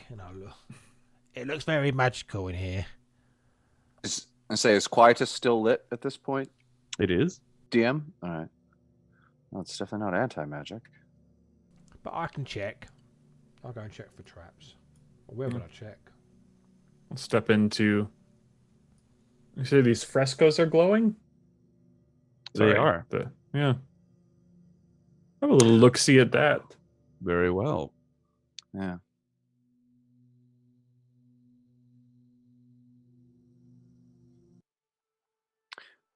A beautiful angelic creature holds aloft a gleaming sword. Her eyes are blindfolded, and a shimmering halo hovers over cascading silver hair. To her right is a heavily armored knight wielding a great sword, a holy symbol of Torm around his neck. To her left stands a ferocious, unarmored warrior, a mane of long blonde hair and a beard blowing in invisible wind, wielding an enormous mace. Beneath her stands an elf, lightly armored, holding a long, sword-like glaive in a guard position. She has close-cropped hair and vibrant green eyes, and around her neck is a small red symbol that is difficult to make out. In the background, a wide host of mounted cavaliers can be seen riding towards a gleaming circle of energy, the source of the light that emanates from the painting. I'm going to see if I can try to take a closer look at that red symbol, Sean. Very well. Make a perception check.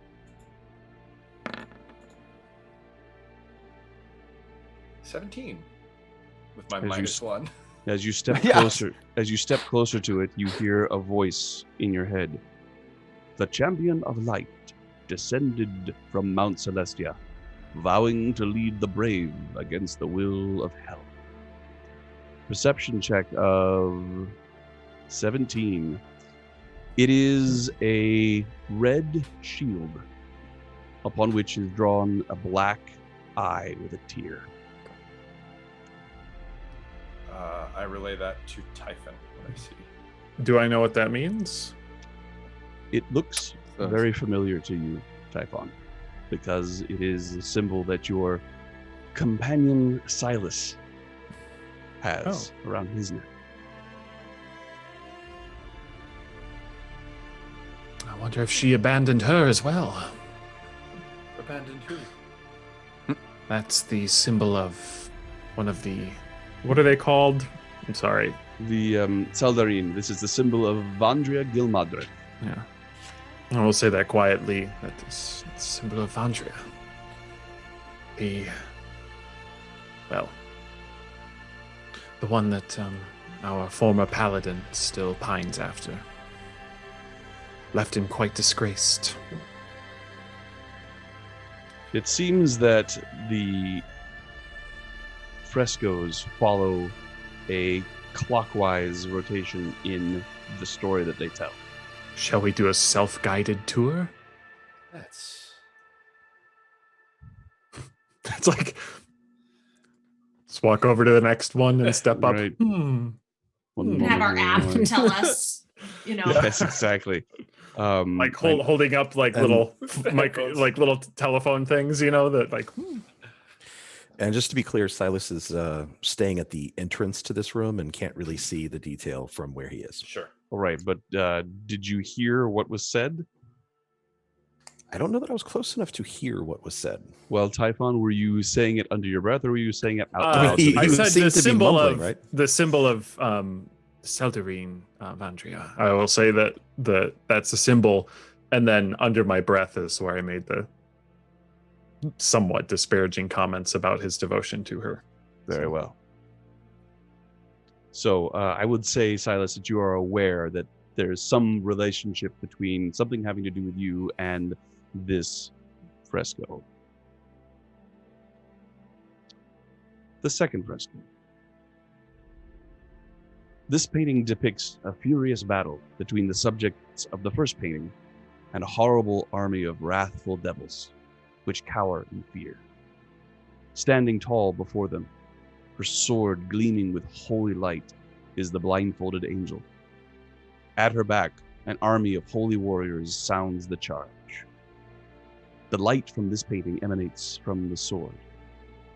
As you step closer, the champion led her army to victory after victory, the forces of Avernus breaking before her. Lulu comes in and stands in front of the painting and reaches out with her trunk and touches. Oh, man. Sario? And others?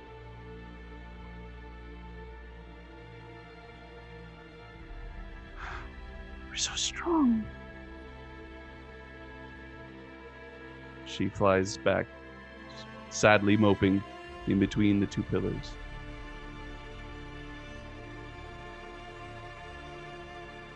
Look at the paintings. Did she say we're so strong? Say we were so strong, is what she said. Look at the paintings, Lulu, and try to remember everything you can. Yes, you say we. Do you remember these moments? I was there, but something is keeping me from remembering. I don't remember Haruman liked to sing. And this Haruman? This man here. And she points again at the man with a beard. He called me Snake Nose. But it was fun. He was my friend. And She looks at the elf underneath the angelic figure.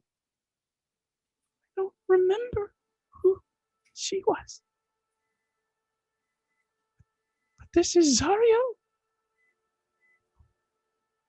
Champion.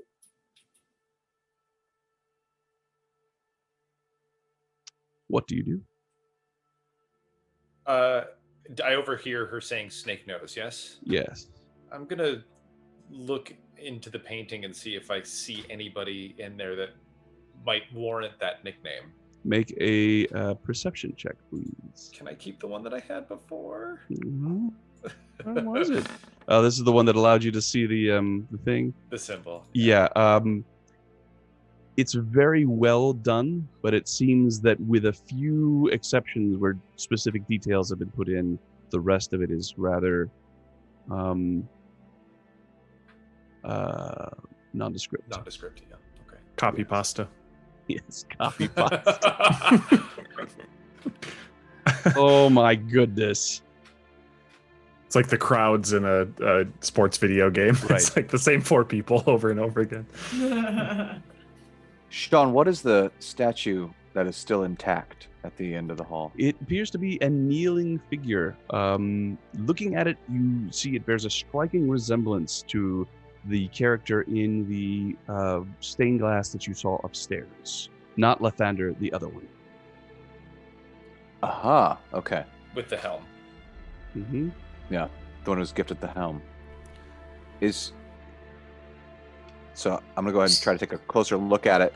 Does it look like it at one point would have had a helm upon it, or like? It definitely does. The sides of the head have been carved specifically to allow the removal of an actual helm, not one that was made of stone. It was here. The helm was here. Someone must have taken it. Ravencard, that's why he came down here in the first place, wasn't it? Mm-hmm. But where did he go? Remember, Gideon said he didn't come back up. Jax. There's any way out of this room? Jax is probably Well, searching there's- around at this point. There's more. There's another entire corridor. Jax, It wasn't me. could you track something for us? Oh yes, I like that. It's my job. Yes, it is. Now, someone approached this statue here close enough to remove the helm off the top. Could you follow those footsteps? I'll start sniffing and See licking where the they've floor. gone. Or taste those footsteps. Yes. This is Like the dangerous. image of him, like survival check. putting Does the anybody- monocle on and then being like, There are 2 more frescoes. Is anyone else Yes. proficient In the meantime. in survival? Or is it just me? It's just you, Jax, Oh. except for the bard. Does my who's- jack of all trades Yes, it does. proficiency count? It does. You cannot offer advantage on that. However, with the 21, 21. yeah, you are able to head out and follow the tracks. It looks like they did in fact come in here, spent some time here, wandering around a bit, and then left. Don't follow them too far, but just keep an eye on which ones there are, so we don't muddle the tracks in this room. Which way did they leave? Back out again. They lead back out, and although the tracks have definitely been muddled, both by the people who came here before you and yourselves, you are able to see that they lead out the room, go up the steps that you originally came down, and go down the hallway here. Mm-hmm. Shall we continue our tour? Yusung walks to the next painting. Very well. I'll go stealthily. The third fresco, a huge crimson devil, and the blindfolded angel crash in midair, creating a bright nimbus of energy, the light source for this painting. The devil has horns and a skeletal face with viciously sharp teeth. Around his waist is a belt decorated with humanoid heads.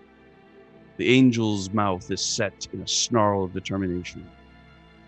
At the bottom of the painting, hundreds of humanoids can be seen, 3 with weapons raised defiantly, their eyes on the combatants. The rest of the army looks beaten, their faces downcast, their weapons hanging limply at their sides. As you approach, after many months of battle, the Lord of Avernus himself came to challenge the champion. She was victorious, but the weight of the Hells weighed heavily on her riders. Islin, you recognize who this is.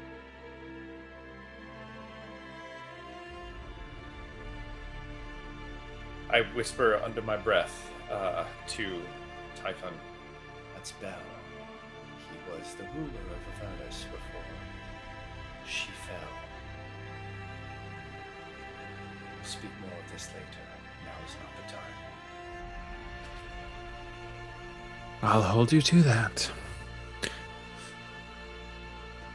So, Sean, from before, you mentioned that there were the bearded gentleman with the great weapon, the elf, and then there's a third character now at the bottom of this. So there is the knight who has the symbol Torm on him. And this is who Lulu has identified as Haruma, someone she knows from her past. There is the barbarian-looking fellow standing to the angel's left, who used to call Lulu Snake Nose, but she doesn't remember his name. And then underneath the depiction of the angel is this elven woman who bears the holy symbol of Vandria. You stand before the final painting and you see Rhea shaking her hand. No, this is wrong. This is not... This can't... There must be some sort of illusion or trick. This is not how it happened. Looking at the fourth, you see an angelic woman crawling along blackened ground, body covered in black ichor, her hand missing, her wings ripped to shreds. At her side are the slain forms of the paladin of Torn and the red-haired warrior. Around them are heaped the bodies of hundreds of demonic creatures, bodies twisted in crazed perversions, and features melting away into pools of festering bile. You step closer, the voice sounds in your head again, but it's different. The voice before was male and very pedantic. This voice is female. Hell was defeated, but demons, led by the Lord of Beasts, invaded from the banks of the Styx. Though they slew hundreds, the champion and her two most loyal generals were overwhelmed as they defended their retreating army.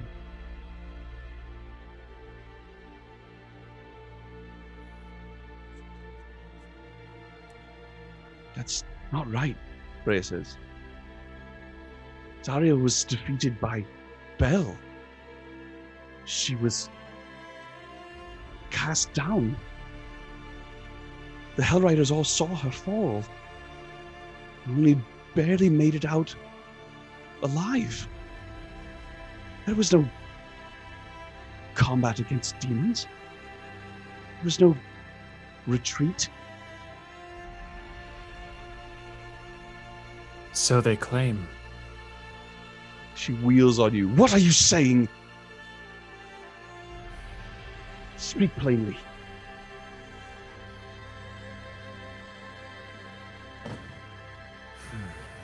That's what I thought. It's clearly another trick. Some form of magic. Meant to confuse us. She wheels away. Orlantheus? The man with the red beard, his name was Orlantheus. Job, Lulu. Well done, Lulu. You. There's so much more, though. That's okay. It doesn't have to all come at once. Just keep listening. I believe there we will take our break. And welcome back. The adventurers spent some time in the chapel of the cemetery of El Turel, fighting off demons and a large, monstrous scorpion, aided by a strange man named Gideon Lightward. After speaking with him for a while, they determined that he was some form of undead, and that he had been driven insane by his desire to reconcile the seemingly randomness of death with what he believed to be the better way, the more ordered way. And he hates Seems goblins. that he has fallen under the sway of Zariel and the devils that she commands. They continued down into the ossuary underneath the chapel, where they have discovered a room that has many smashed statues, one of which is intact, seems to have once borne a helm of some sort, and 4 frescoes depicting aspects of the ride of the Hell Riders and the fall of the Archangel Zariel. Conscript Group 14, what do you do? Typical gallery. Exit through the mortuary. That was a Gift joke. shop. Something like that. I'd like to try to see if I can understand anything more from the fresco that had the shield of Vandria. Very Just if I good. can glean any information from it just by staring at it intently. Sure. Make a insight check. I can do that. 17. 17. Well, it's definitely a symbol of Zariel. And looking at it, the way the symbol of Torm is displayed upon the character of Haruman, it seems that it is no accident that it is there. It is displayed in the same sort of light as a holy symbol would be. This is not a randomly worn piece. You look at it, and you look at the fresco next to it, and you see that in and amongst the let me see here. I want to make sure I've got my frescoes right. Right. In and amongst the figures that are below the fighting angel and devil, you see 3 that are lifting up their weapons and cheering and looking up at the combatants, while the rest are sort of slumped and looking grim-faced, expressions downcast, looking weary. And you see one with a large greatsword sort of silhouetted, and you look back and you realize that that's probably representing Haruman. And you look and you see one with a huge club, a huge mace of some sort, and that seems to be representing Olanthius, the character that Lulu remembered the name of. And you see one that is holding aloft a long staff with a sword's blade on the end of it, very similar to Oranian. And you realize that this is most likely the elven woman that you've seen in the first fresco. You look in the second fresco, and you think you can see in and amongst the charging Hell Riders, again, all 3. Olanthius, Haruman, and this elven Hell Rider, as yet unnamed. And then you look at the last one, and you see the corpses of Haruman and of Olanthius lying next to the stricken form of the Archangel. But you do not see this elven woman anywhere. Lulu comes next to you, and her trunk comes out, and she touches the figure of the elven woman. I knew her too. She was very important.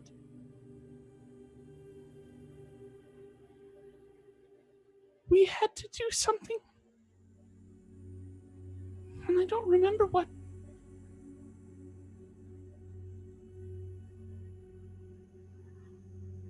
It was a very bad day, I think.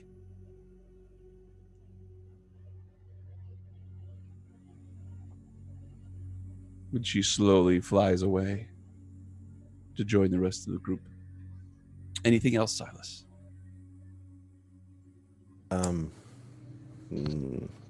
If that's all the insight that I can gain, then that would be all. Yes, you see 3 frescoes where there seem to be 3 generals, and one in which there are 2.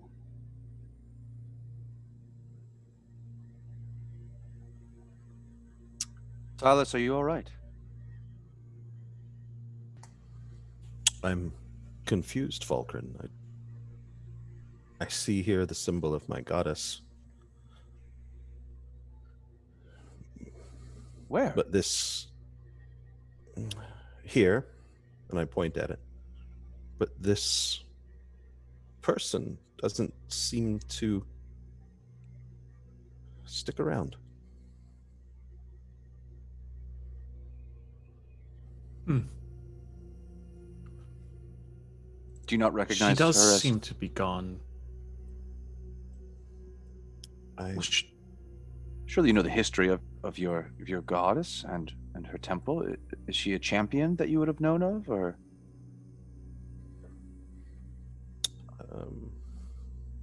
My teachings are somewhat incomplete. You may recall that my mentor was slain in the battle in the manor. Yes. No, I remember. He was my only connection to the faith. And nowhere do I recall a champion of my goddess raging in Avernus. Well, then is that not some small spark of hope that even here in the midst of hell, we stumble upon a symbol of your goddess? I find it strange more than anything. She is of the Seldarine. She is...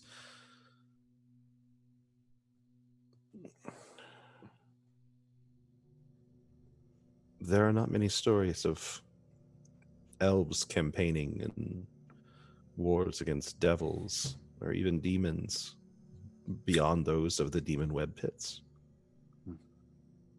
It's logical, of course. There's just no lore for me to draw upon. Well, it seems like this has given you a place to start. That is something.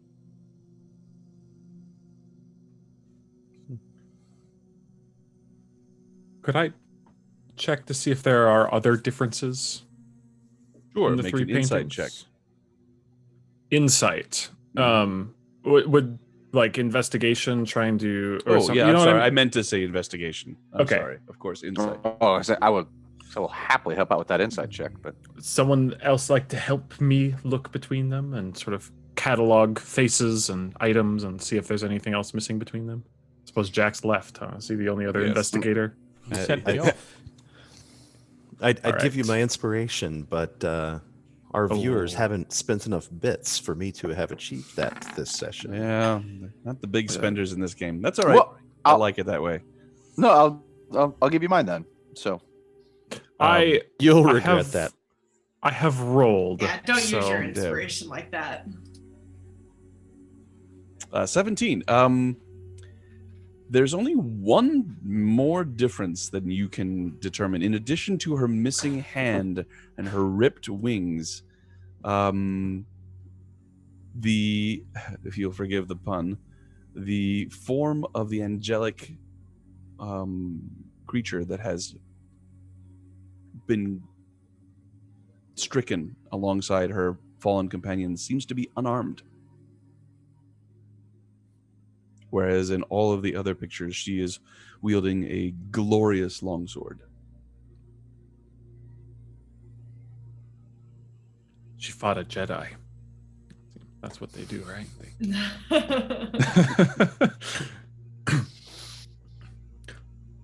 Yeah. It is her Interesting. left hand that is missing.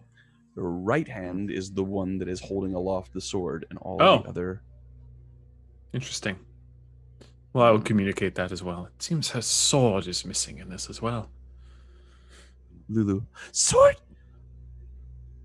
Something important about a sword? She begins to fly in very small concentric circles. Sword? The sword, it was so important.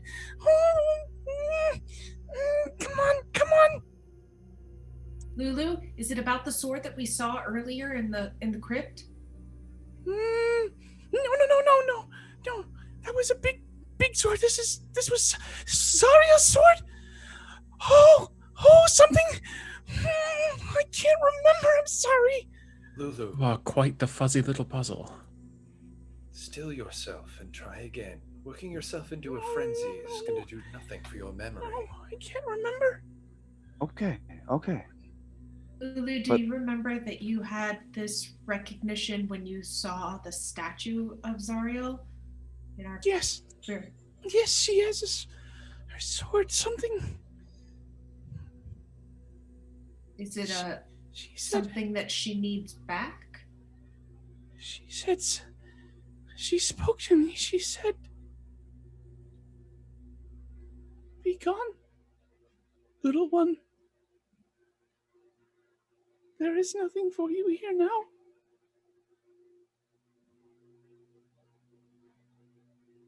When did she say that? She made me go away. It was my last memory. My last memory of her. She was so changed. Lulu, did she give you something? She looks at herself. No. She just Okay. made me go. I didn't want to go. She really needed a friend. Nobody here was her friend. She was angry all the time. So angry. Enraged. Terrifying. And what about that woman? What became of her? I don't remember. It's all right. Wait. Has anyone seen Jax? Jax, what are you up to? It's probably about time. I got sent off to follow some tracks. Indeed you did, and you have discovered them. They appear to go to your north. I will follow stealthily. Very good. Stealthy song. It's like Kronk, yeah.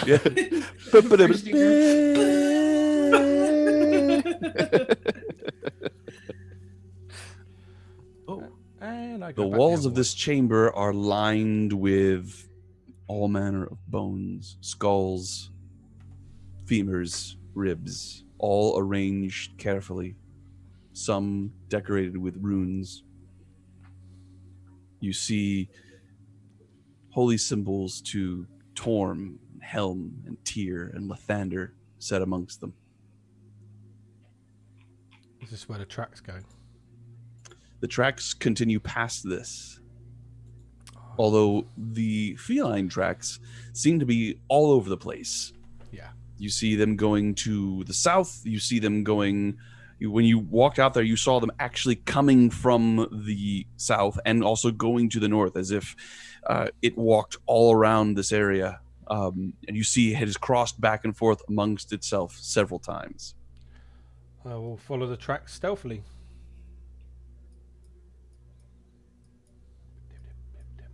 Whichever way it goes.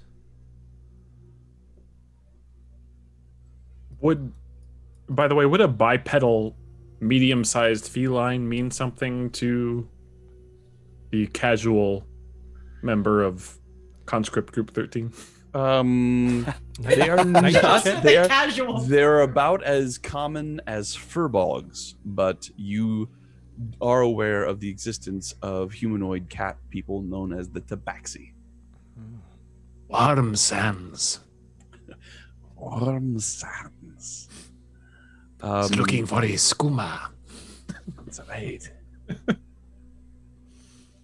Again, you see more and more of these bones. Each of these daises has almost like a chair that's been constructed out of humanoid bones, upon which are piled more and more bones, each carefully arranged in patterns with somewhat of an artistic bent. It's huge, dusty, old, and again, some seem to be marked with runes. Some have little scrolls wrapped up and placed next to various parts of the display. Holy symbols, trinkets. And the tracks. The tracks continue to the north. You hear something. Sort of a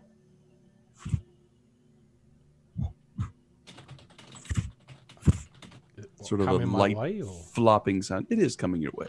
I dip into the shadows. Do you want a stealth check? I was going to say, Falkrunn, I think we probably have lost him at this point.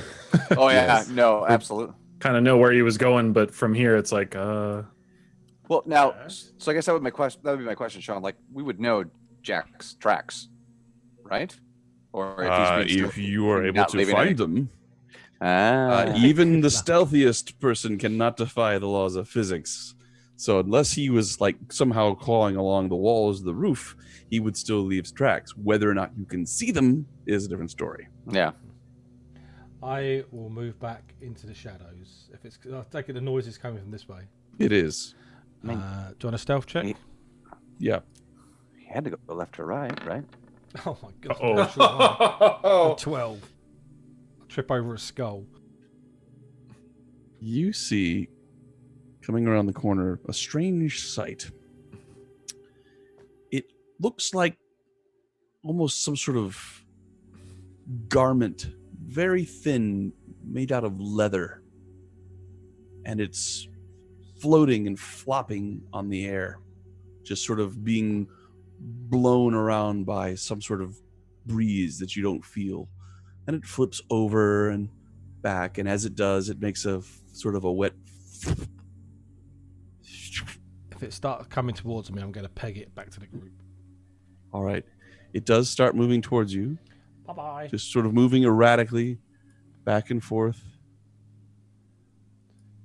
It moves in a circle, and then sort of begins meandering around the corner. It's not moving at a particularly fast pace. It's a bit flippy floppy. At a medium pace. let me go. Try to see it. Fliffy floppy? Yeah, it's like a floaty thing. I don't know what it is. I don't know. Do I know what it is? You didn't get a very good look. You, as soon as it started coming towards you, you began to run away. Oh look, there it is. It's coming. And the rest of you see this now. This strange piece of long, splayed out leather that's just kind of folding in on itself and rolling and floating as if being held aloft by some sort of strange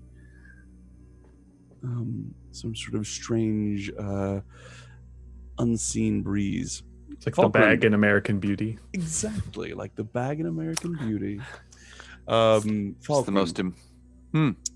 With your passive perception, you see this thing coming, and you cock your head and look at it, and parts of it look like they have long tendrils hanging down almost like fingers. Part of it flops over, and you see a long shock of hair hanging off of it. And then just as it approaches you, it comes down, and you see slots for eyes and nostrils and a mouth. And you realize that this is a piece of flayed humanoid skin that is floating past you. I hate hell. What? Wait, floating past me? Is it like it just ignores us?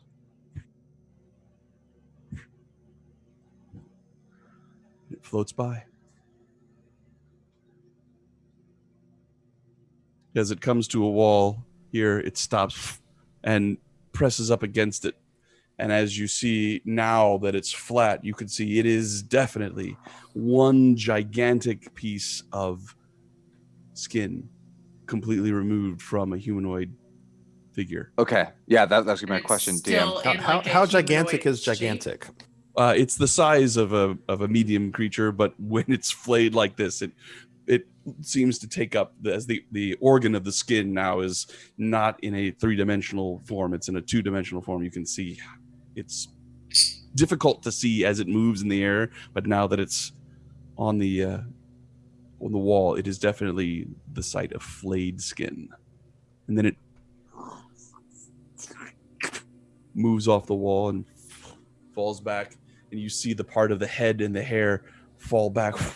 The hair sweeps the floor a little bit as it continues to flop around That's the gonna corner give me nightmares. and goes out of sight. You know, between the zombie orphanage and the flayed skin. Oh, false alarm! Like It wasn't floating following me. Should I'll probably go back. continue, yes? Yeah, the Yes. tracks go this way. Oh, great! Show us, Jax. Show us, yes. There's a room up here. It's full of skulls. And then there's another room which has got skull thrones. What? No treasure though. Crappy He adventure. points out these various things. He points down the hall. You see more bones at the end of this large ossuary. I presume we're all trying to move stealthily through this, yes? Nobody has stated as much. I'm going to try to move stealthily, and I'm going to put my finger to my mouth to suggest that other people do as well. Let's make a group stealth check. I will Oh, go good stealthy. God. Oh, wait. Okay. Well, Oh, for fuck's sake. I've rolled another natural one. Jax, dude! He's That counts skipping as 2 along. failures. oh no. Okay. You got this, Falkrunn. You got this, Falkrunn. Wait. Oh no, it's not stealth. Everyone else is doing pretty solid. Oh, nice. Hang on. Survival. There it is. Oh, good. Yep. Nope. There it is. All right. Mm. So what do we got? We'll start with Jax. There's 3 failures. Well, it depends. 3 failures out Yeah. of. So out of That's 6, out of crazy. 7. All right, that's still Bring us home, Rhea. Rhea succeeded on hers. Rhea succeeded on hers. Has she got, Was the- has she got wait, disadvantage as well, though? Was your failure? Oh, she does have disadvantage. But your failure was a negative, was a -1, right? We're at the moment. Wait, was it a natural depends 1? what the DC is. What's the DC? Well, no, if you roll a natural 1, it counts as 2 failures Not on skills, does it? in a group skill attack. A group Oh skill, wow! yes. Okay. Didn't know that. That's a little thing of my own. Wow. 2 But natural 20 ones. counts as 2 successes. So Dirty 20s too, right? Yeah. 20. All right, she succeeded. So is that with the natural 1 into account? Is that Depends what the DC is. That's still 4 fail. Well, yeah. for What's me the? to know, and for you to tell? You need to tell me what you rolled, and I will Well- determine whether or not the DC. Well, so Falkrunn rolled with disadvantage because of her armor a 7. That's a fail. So, yep.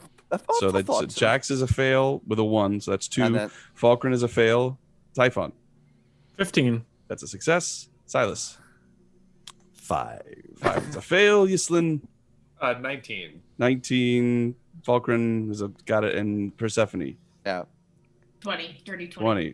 20. And Rhea succeeded. Is that an even split? Is it? It's 6 with 7 with Rhea, and that's 4 failures and 3 successes. All right. But Lulu, you know, hey. Oh, Lulu's yeah. not making. She's really quiet. So What you're about coming. Rico? We can you're make com- Rico do it, You're right? coming. You're coming Yeah, through. You're coming around, and everyone is moving relatively silently. And then Lulu says, I just can't remember that name. I'm so sorry, everybody. and it just rings out. As I trip over the skull I tripped over earlier. Yeah, no. I had this image of Falkrunn like stepping on the bones and being like, And it rings, it echoes out. It echoes out a little bit as you come around this corner. You all freeze. There's a sound of little piece of rubble falling from the ceiling from somewhere deeper in the cavern, and no other sounds. I don't know what you're worried about. I'm gonna step into the bone chamber just a little bit deeper to see if I see anything aside from bones in it. Make an investigation check. All right. 13. They seem to be normal humanoid bones, but as you're looking at them, there's quite a few more that have more animalistic features than you would have expected. Most of them certainly are humanoid, but you see some that have long, elongated incisors, a couple that have tusks that seem to be growing up, some that have somewhat flattened foreheads, almost like a simian look. I wave Typhon over, and I say under my breath, if you had more time, I imagine you'd have a field day in this room.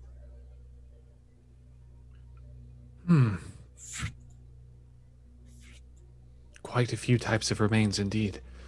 Though, what do you think? Are we being watched? What's happening with that? We should not. Skin flap.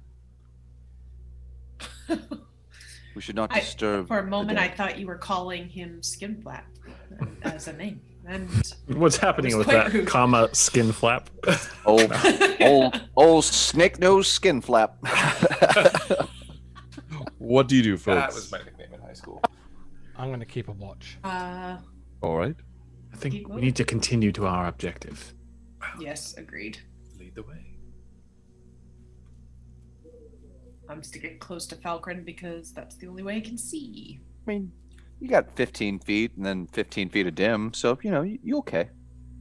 So you all gather together, moving at a stealthy pace. You come around the corner and you reveal stairs that go up into an elevated room. Inside that room, you see many cushions and dark oaken stools sort of splayed out all on one side of the room, the northern side. On the southern side, there appears to be a large mosaic made from pieces of brightly colored bones. Just all uniformly shaped and put together artistically to create some sort of picture. Sean, I know I'm going to eat crow by asking this, but is this cavern like Dwarven made? Am I able to like sort of suss out like just how the hell this was put down here? You know what I need you to roll. Yeah, sure do. All right. It's going to be it's investigation, isn't Yes. it? Good You advantage. get advantage. It's history, right? Or never mind. I thought that was the stone cutting was history checks. But... Well, it depends on what you're using it for.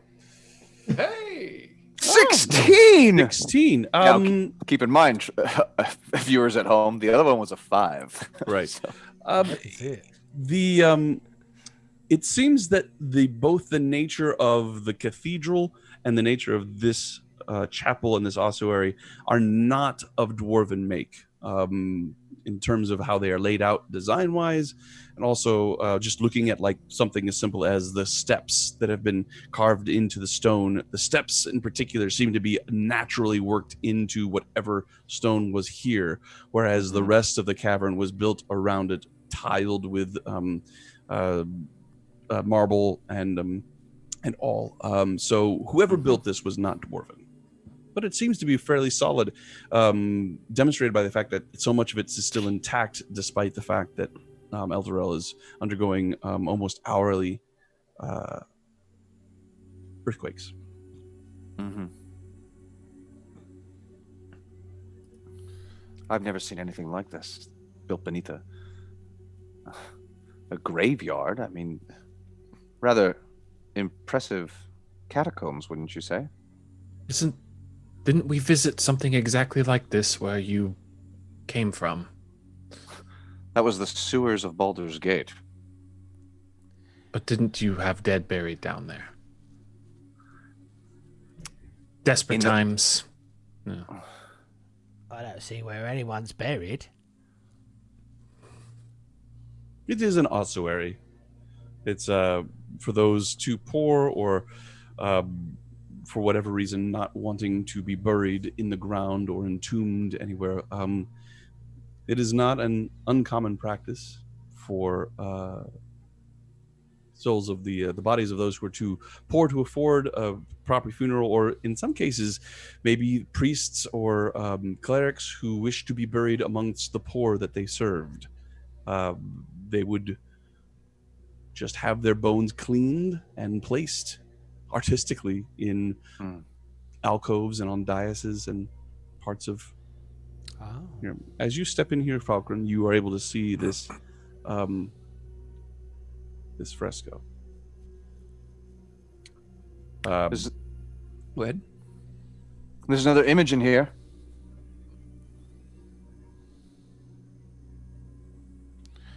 I will. What do I see, DM? I'm staying on guard, just watching around. Very well. Listening. Again, this seems to be some sort of place for sitting and reflecting and meditation. Cushions, oaken stools, and they all seem to be pointing towards this dais top, which is this mosaic, which depicts children, families.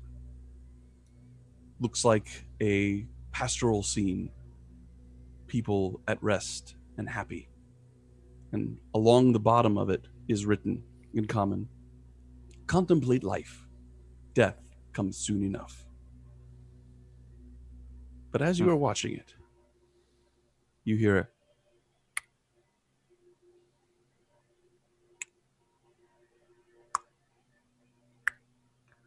a clattering and a skittering sound as the pieces of bone begin to flip and shiver. Gonna step back from the. They begin first one, then two, then five, then six, then dozens begin. And the entire thing begins to move like the sound of clicking teeth. No, I hate hell. They start to rearrange themselves, and from it begins to emit a red light. They reform into a new scene, this red light making the chamber glow. In the foreground, you see an army in retreat. The faces of the soldiers filled with gleeful relief as they march towards a shimmering portal made up of pastoral colors, a sharp contrast from the blasted reds and blacks that can only be Avernus surrounding the portal. Far in the background of this mosaic crawls a pale figure, a halo above her head, and her arms outstretched imploringly towards the fleeing Hellriders. Behind her looms a massive presence that fills you with dread. It is from this shadowy figure that red light streams as if from a dawning inferno. And you hear a voice in your head as the letters below shimmer and reform. Contemplate betrayal. Vengeance comes soon enough.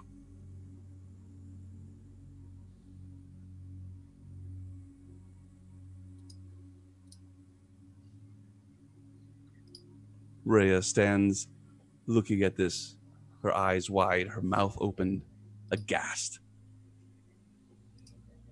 This can't be real. Again, it's a trick. They didn't just abandon her. There are often two sides to every story. Perhaps for Zariel, she views the Hellriders' retreat as a betrayal. She was so angry, says Lil. but know that she fell. She She betrayed. She gave herself willingly to Asmodeus, and no, it wasn't like this. Everything that we've taught, the stories. She draws her weapon and steps forward, looking at the mosaic. Was that Persephone? I was asking Lulu if she remembered. That's No, the specifics. I don't remember. You will. I'm sorry. Don't be. You are blessed, Hellrider. You have the opportunity to make it right. That's what I think of that blessing. And she takes out her weapon and just smashes the mosaic, and it falls. The bits and bones just bouncing along the floor, spreading out over across this entire room.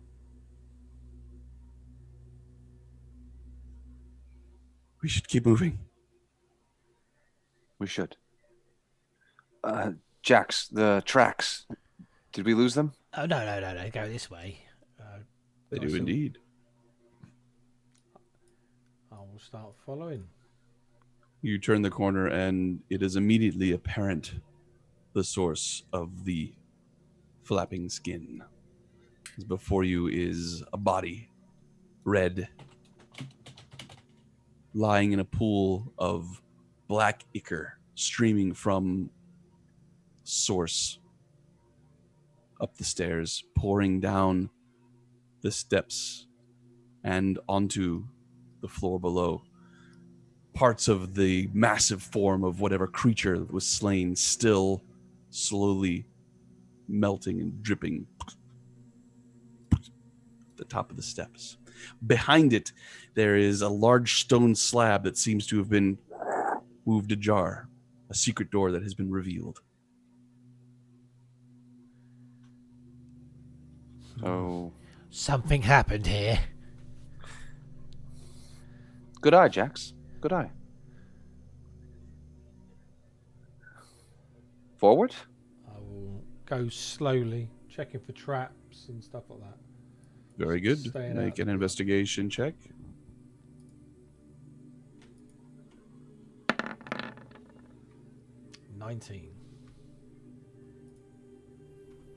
You do not detect any traps, although the stairs might be treacherous for bare feet. Why? Why? Yeah. Because they are covered with demon blood. Oh. Oh, Rhimb has bare feet, doesn't he? Crap. Are there any clear spots without demon blood on the stairs? Make a perception check, or I guess an investigation check. Actually, with Jack's investigation check, he would have been able to determine that yes, it is possible, but it will require an athletics, right? An acrobatics roll. Does anyone have prestidigitation on hand? I keep wishing that I did. Parlor though. tricks. No. I'm Let me afraid check not. my bag. I'll head up the All stairs right. and just keep a close eye on his body. All right. Can I get an acrobatics check from you? For me? Yes. Why me? I've got boots on. You've got boots on. Oh, never mind. I assumed you were barefoot. No. 15. That's Oh, racist. bit. It is completely racist. I apologize. 15. 15 is enough, and you are able to nimbly, with just the barest claw, boing, boing, boing, step up through the blood without letting it touch your skin. Pulled a sword like it's Excalibur. And just like you remove the sword. All right. As you do, there's another, as just that barest bit of dislodgement makes the body completely disintegrate, and more just black, foul-smelling bile begins to pour down the steps, creating a small cloud of steam as it does. Jax. It must be magical, this sword. If it killed that. In the doorway, there is another decomposing body, and beyond it, the bodies of many soldiers. Some of them twisted in strange and hideous ways, arms that look like they've detached from the bodies and crawled away with legs sticking out from them. You see a man looks like he's trying to claw out his own eyes as he died, stalks growing from the top of his head with 2 more eyes looking down, drooped in death. You see a man who is lying face down and looks like his mouth has crept around to the back of his head, the back of his neck, and it's open in a wide scream at the at the nape of his neck. I check for signs of House Ravengard. You see them everywhere. Jesus. You also see a large room filled with water that is slowly moving around in a clockwise position. By the gods. Who's there? Who's there? I'm warning you, if you come around the corner, I'm going to shoot. You don't have no idea what I've been down, what I've been through down here. And My name is Falkrunn Boneforge. I don't care what your name is. Just throw down your weapons and move slowly into view. All right, I sheath Quietus, and I put my hands out in front of me as I come around the corner. Like, I'm not going to harm you. Right, you see a pile of bodies in this one corner, and behind it, peeking up, 2 little pointed ears of a sort of a tawny furred creature, and you see a short bow that is sort of held over it in a very awkward position, pulled back, shaking as it's pointing at you. Let me finish describing this room. It is a meditation chamber. The water does not appear to be very deep. There's a low railing around it made of wrought iron. You can easily step over it. Along the walls are wondrous frescoes depicting souls gaining blessings of Lathander, Torm, Hell, and Tyr. And but the frescoes have been twisted in a perversion of what they're meant, and instead of blessings being received, it's souls being cast out of heaven and down into the depths of the abyss.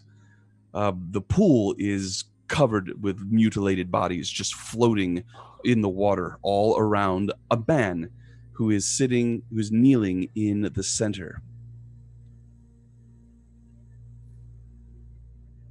And those of you who know instantly recognize him as Uldar Ravengard. He is kneeling, both hands on his head, atop which is a gleaming great helm. And his eyes are rolled back, and his mouth is distended in a silent scream as it's working in whispering words. You see his cheeks are sallow. His lips are cracked and parched. He's wearing a livery of the flaming fist on the front of him. In his sheath is a long sword, and on his back is a shield. Persephone, I found him. And across from where you stand, Falkrunn, you see a shimmering distortion in reality, almost as if the water in front of you is somehow reflecting up onto the wall. And you realize it's actually a few inches in front of the wall, and it shimmers again. And you see a brief look into chaos, and staring out at you, an eye similar to the one that you saw in the portal at the basement of Lilysir's Elixirs. Now, Just stay there. Who are you? What do you want? What's Oh. happening to him? What's happening to this man? And point at Wait, Ravengard. just one at a time. You're a cat. I can see what. I beg your pardon. I am Tabaxi, a proud and noble race. You are uncultured to call me a simple cat. This doesn't matter. What is happening to this man? Who are all of you? Just Is it the helmet that's doing this? Yes. Make a persuasion check, Persephone. Before I do, I say he's my uncle. So They scare easily. Don't make any sudden movements. I got tinfoil. He'll be terrified. Nah. Does anybody got a cucumber? 14. 14. Well, that's Uldar Ravengard. I don't know who you think you are, but you're certainly not related to him. He is a great man, Baldur's Gate. I've been serving his household for several weeks now, as a advisor of. I am certainly. I'm certainly who I say I am, and just because you don't know who I am doesn't mean anything. I know his wife. I know his daughter. Well, so do I. Well, and I was here with him. Where have you been? I've been here trying to make sure that he gets food. This doesn't matter. To make sure that he gets We're here water. to save him. Everybody, guys, one after another, they all died. Just battle after battle after battle. I'm trapped in here. I'm trapped, and now you all are coming in here, and now you're going to die, and I just. Do we still have any of that gum? Very, very, very rough couple of days. So I will ask again. Who are you? My name's Don't Jax. seem to care when we answer. We are conscription group 14. We're with the Flaming Fists. Oh.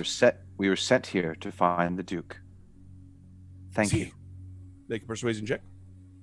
Did he see our flaming fist badges? If you show them to him. Congratulations, you're being rescued.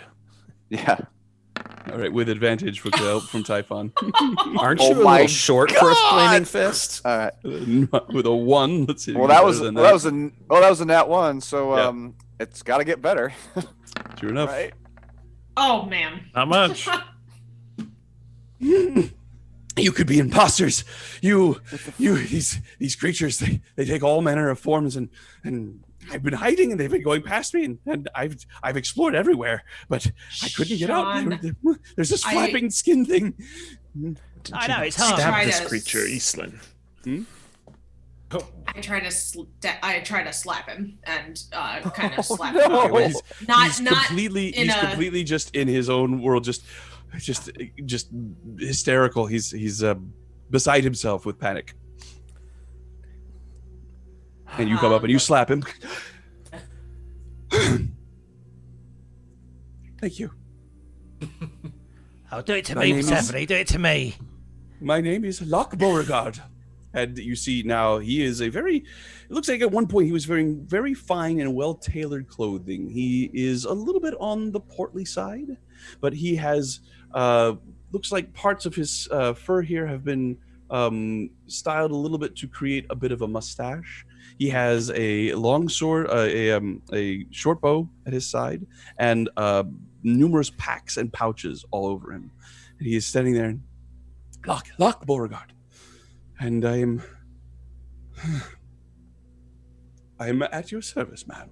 And he does a very courtly bow. Who do I have the pleasure of addressing? Miss Persephone Steelhollow, and I'm related to the Duke by marriage through my aunt. Doesn't matter. We're here to save you and to save him. You're welcome to try. I turn to the rest of the group and I say, we should get that helmet off of him. Yes? I wouldn't do that. I mean, that is one of the first things we tried, and it did not seem to go very well for the Duke. I turn to Typhon and say, can you figure out what magic this is? Potentially, yes. With some time. The helm was, what did the note say?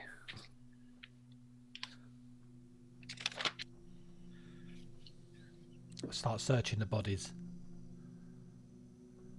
All right, make an investigation check. Well, you need some gold.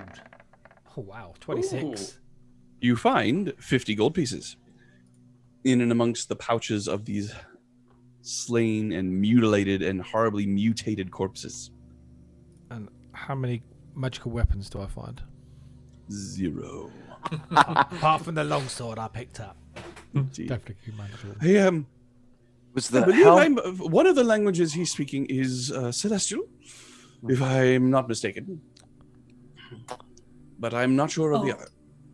Is he the Duke is actually He's mouthing saying words words. and whispering. Then I cast comprehend language. Oh. I'll move in a bit closer and listen too. Is he speaking goblin? In Celestial, be the champion of the weak and the defenseless. In Abyssal, I revel in strength, feed upon the weak, crush, rip, devour. In Celestial, be stern, unyielding, and unswerving in your battles with evil. In Abyssal, flee before my might, I roar atop a mountain of corpses. Obey your masters with alert judgment and anticipation. There are none above me. All that is prey. Serve the common good and the rule of law established by honorable rulers. I feel you weakening, mortal worm. This city will be my plaything. Behold my vanguard! And there is a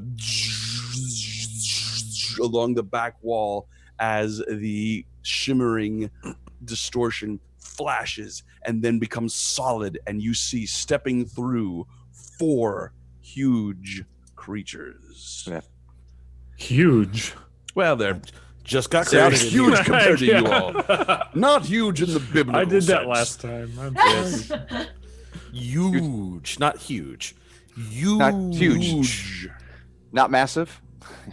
Not gargantuan. massive they today. just really big, yo. They are Oh. wielding massive axes, however.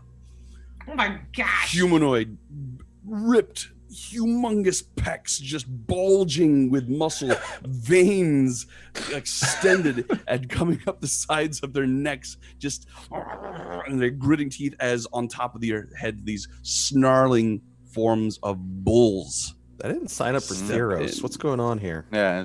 Swolmonics. What are they? They are definitely swole. That's a bunch of bull. My friends, we will roll initiative. Yeah.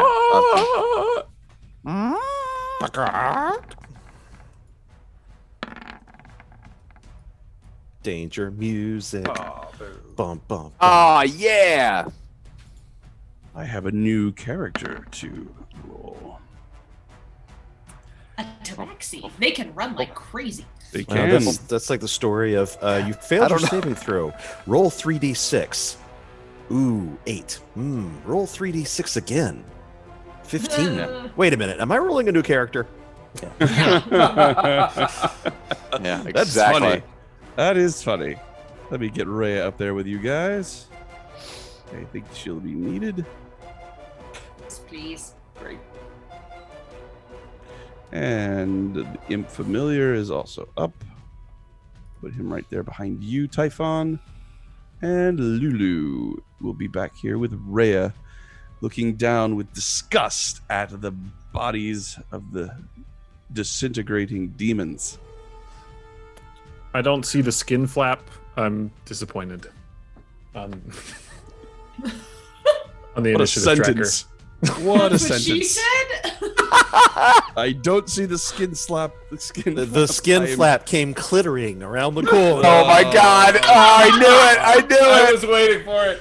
Oh God, we're in hell! All right. Oh. At the top I'm of sure the that joke will have a initiative, scion soon. Don't worry. the top of the initiative order, we have Falkrunn. What? Really? All right. So, Wow. Did yeah, Jax right? get on there? Yeah, I'm there yet. Yep, Falkrunn. all right. So, DM, would you say that these have a demonic look to them? I can let you make a check, but that will be your action. Oh, absolutely not. So upon seeing these things jump through the portal, like Falkrunn just feels this like red, like rage, like come over her. She just like she charges forward. I'm gonna go ahead using my action to cast Spirit Guardians.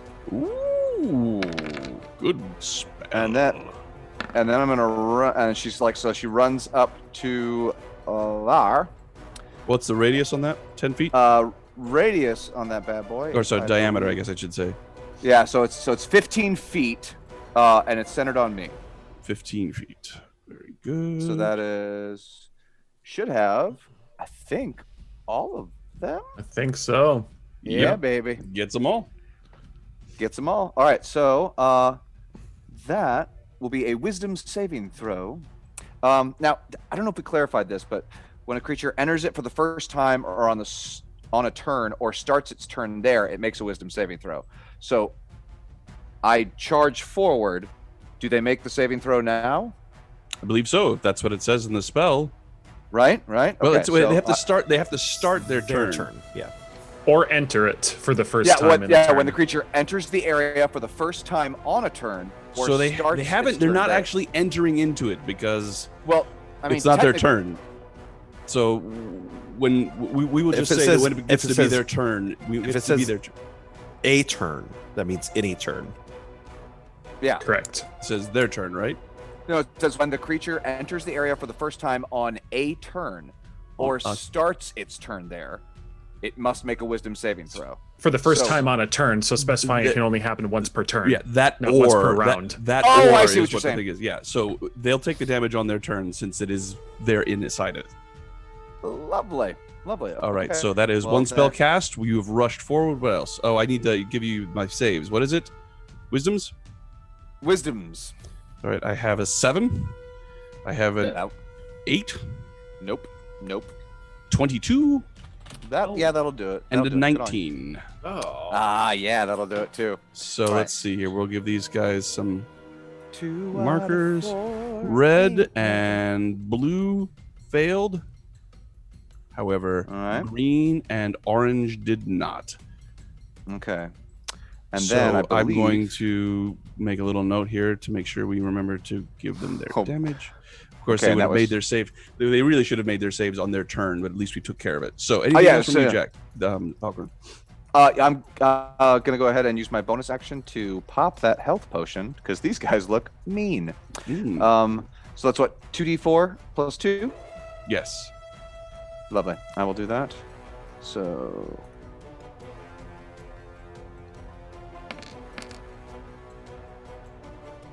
No. All right. 6 Heelys. All right, and that'll be me for that turn. Very good. That'll bring us to Jax.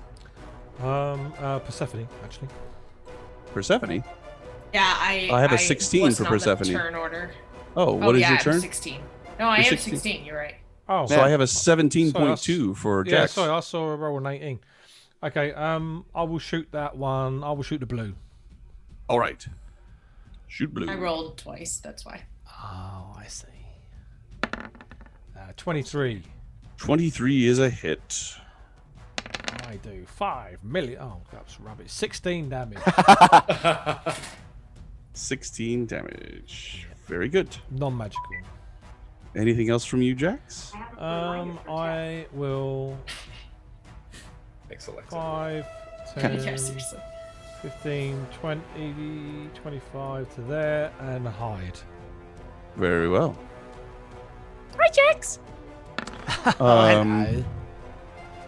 That will bring us to their turn. Oh All my right. So, God. what kind of damage do they take? 3 natural ones and a stealth check in a row. In a row. Oh. Unreal. What sort of damage do they take from the spiritual weapons? Oh, I'm sorry. From the Spirit Guardians, Mm-hmm. the ones who fail take 23, and the ones who the ones who fail take 23, and then half of that, so it'll Irradiate. 11 Radiant. Yeah. Minus radiant damage. Radiant Indeed. damage. Very good. Yes. They recoil. What form does your Oh wait, that wasn't right. Damn. Not that one. Not that one. That one. There we go. What form does your spiritual guardians take? So before the spiritual guardians took the forms of like winged hands bound together by red cord. Only Mhm. this time they all are miniature versions of Steve, and he crackles with this like red energy as it's just sort of like they fly around and they're just like smacking him. It's like 1,000 ball-peen hammers just hitting him. So they're like red shirt Steves? I mean, Steve is a person, and I value him. Steve Some Storm. Steve Storm! All right. Don't have it. Okay. And their speed is halved, correct? Their speed is halved. Absolutely. Good thing they're so far away from us. I know, right? Yeah, right? So far away from The orange, the one, Take two the, steps. the orange one lowers his head and charges at Falkrunn, at Typhon. Does he have enough room? Let's see. One. Yes, he does. He moves to there. He lowers his head and charges with his horns, hitting AC 18. Ugh. I will wave my hand in front and say, "Absqueeze," and cast shield. Shield, excellent. You see the horns bearing down on you, and at the last second you throw up a shield and you are almost pushed back as the arcane energy takes the brunt of the attack, and you see the creature trying hard to push its way through the shield, this magic energy that's surrounding you, but it cannot. The red steps forward, brings its axe down on Persephone. Thanks. Reaction! Oh, well. Well, we'll wait for it. I honestly wouldn't have thought of that myself, so I'm probably not going to do Hitting AC 18. Oh. it. It hits. It's 18 points of slashing. woof. As this axe, you dodge out of the way at the very last second, and it still manages to clip your shoulder just enough to leave a long gash. I believe the word you were looking for was actually moo, but it's all right. Woo! The other two Not woof. attack with their great axes. They attack Falkrunn. Looking good there, Falcon. AC 12, Oh. Nope. AC 21. Oh. Damn. Yeah, that'll do it. That'll do. That'll do. All right. Oh. 17 points of slashing. Jesus. Burrito, burrito. That is the end of their turn. Persephone. You need a Alright. couple of constitution save from you there, Falkrunn. Right. Wait, couple? No, just the one that hit. So that was It's like, what? Why? so 17 points of slashing. So that's you need to roll a 10 or higher. Okay. Oh, Dwarven gods, don't You fail have me now. inspiration? He's got an advantage anyway, I'm right? sorry. What? I'm Oh. sorry, but Yeah. Spiritual Guardians fades as this massive blow. Wait, can I retroact? Is it too late to give him my inspiration? Yes, it is. Yeah. Isn't it? I know, Okay. because I would have called it too, but I had already rolled it. Are Constitution saves? I thought you got to roll those twice. Did I make that up? Against poison. This was to keep his Yeah, no, concentration against poison. on his spell. So Spiritual Guardians drops as this axe comes down upon you and drives you into the water. You manage to hold up your weapon to fend off both attacks, but the second one comes down and pushes you so hard you actually feel something give in your back. Ouch. Persephone. Okay. What I want to do, what Persephone wants to do, is she wants to take the helmet and I'm gonna use Dimension Door from my cloak, Oh, and I'm going to try to move just me and the helmet back over by this bone fresco. But if the helmet won't just go, I will take the Duke with me. Yikes. Does I will Dimension give Door you require one- willing? I will give you a one opportunity to do this, but you have to tell me whether or not you are taking Uldar Ravengard or the helmet. Take the Duke. Well, And He'll I have a do save. believe a dimension door does require a willing. Does it look at the It text needs of the a spell? willing, so he would have to make a save. But I would try to take the Duke, because then the helmet Yeah. will go with you. You can bring along objects as long as their weight doesn't exceed what you can carry. Right. So if the helmet would come off, I could That is take the if. That is helmet. the if at question Yeah. here. That's the thing. Yeah, which I imagine it won't. All right, I'm gonna try and take the Duke and just see if he doesn't fight me back. I guess. He is technically not willing, but he's not unwilling, so I will take that into consideration. But he does get a saving throw. Do I roll something? No, it just But happens. If I it's will let because you know. by the sound of it, it's got like this battle between the demons and that. So I would have thought it'd be a 50-50. If it rolls on the demon side of it, then it'd have to make a save. How astute. I had a very similar thought. Yeah, sounds. This would be a good time to say, I used inspiration. Oh my gosh, I used inspiration. or there- anything there's else not- that's helpful. You do I not know, have it's a- not a you do roll. not have It's a not roll to make. It's the That's feeling true, of it, yeah. Sean. The feeling of it. Use my inspiration to make me feel better about my choice. All right. Where would you like to go? Right in front of the bone fresco from earlier, so just back into this room. Very good. You lift up your coat and it. You say the magic word. Expelliarmus. Please, crap, what was it? I don't remember. It's Pinky, Persephone. Pinky! Dang it! I'm gonna put a You lift it sticky up. note on my computer. I was gonna say, You say, tattoo it on your arm. you say Pinky, and a roiling cloud of smoke appears in your cloak. You reach out, grab Uldar, and step through it, and he stumbles forward, catches his foot on the railing of this next to the pool, and comes with you. There's a that explodes as Persephone and Uldar Ravengard vanish, and you appear along with the Duke back here. I'm gonna move you for a second, Falkrunn, so that I can move him. It's okay. And I have many things to move. There we go. Okay, that goes back there, and you go back here. Very good. Anything else from you, Persephone?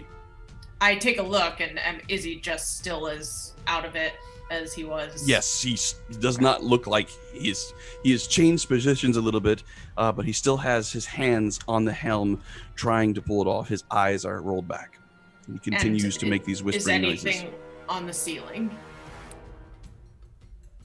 Can I see anything on the ceiling in the room I'm in, like the magic You have eye? already used your action Full to move? Okay, to the. that's So I'm fine. afraid you can't use a perception check to check anything else. Okay. You can That's on me. your next turn, though. That's you. Locke goes. Locke looks up and he reaches into his pack and he pulls out some sort of stale-looking biscuit, and he says, "You, dwarf girl!" And he tosses it, and it goes over the head of this minotaur and lands in your hand. And look down. For later, you've been given bardic inspiration. And he shoots. Like through carbs?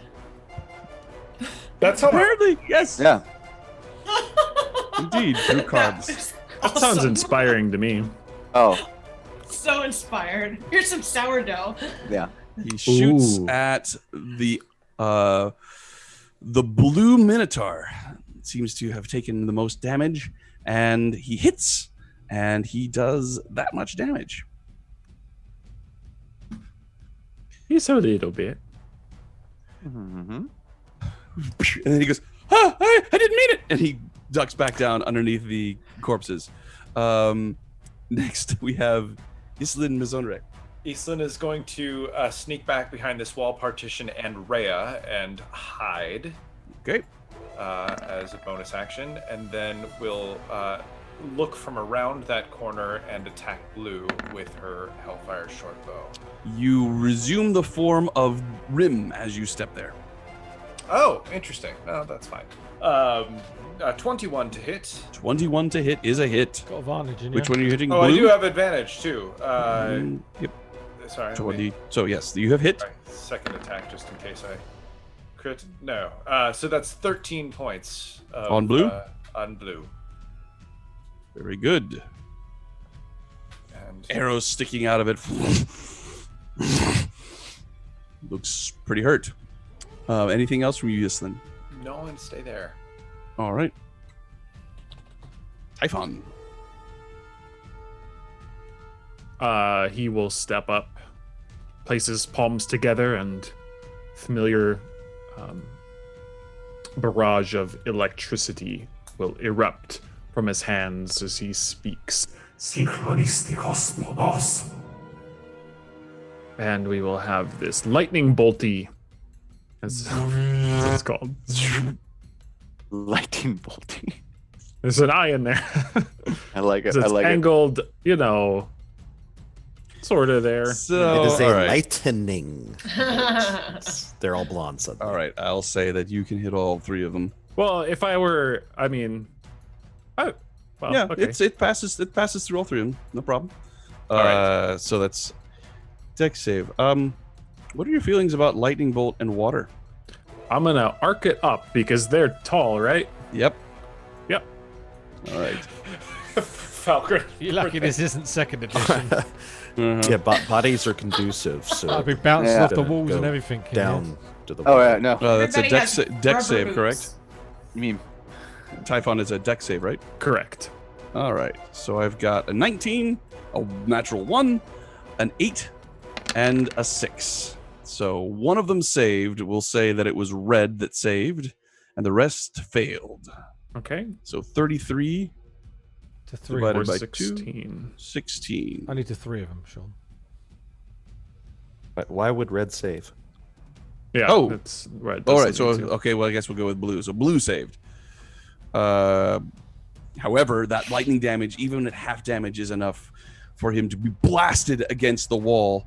As you see, as the shimmering portal is sort of in and out of existence, goes against the wall and leans forward. And as he does, the portal appears and he is bifurcated. His back half landing on the other side of the portal, and his front half lying in the pool and floating. Red blood begins to pour into the pool.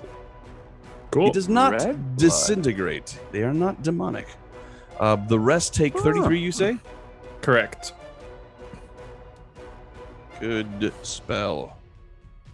Yeah. I'm fond of it. All right. 5. So blue I'm is gonna- dead. I'm gonna provoke. Okay. Because, look at the backseat and say, sorry. And 10, 15. What? Sorry. What do you mean? Where are you going? Sorry. Later. 24 to hit. 24? Yes. Oops.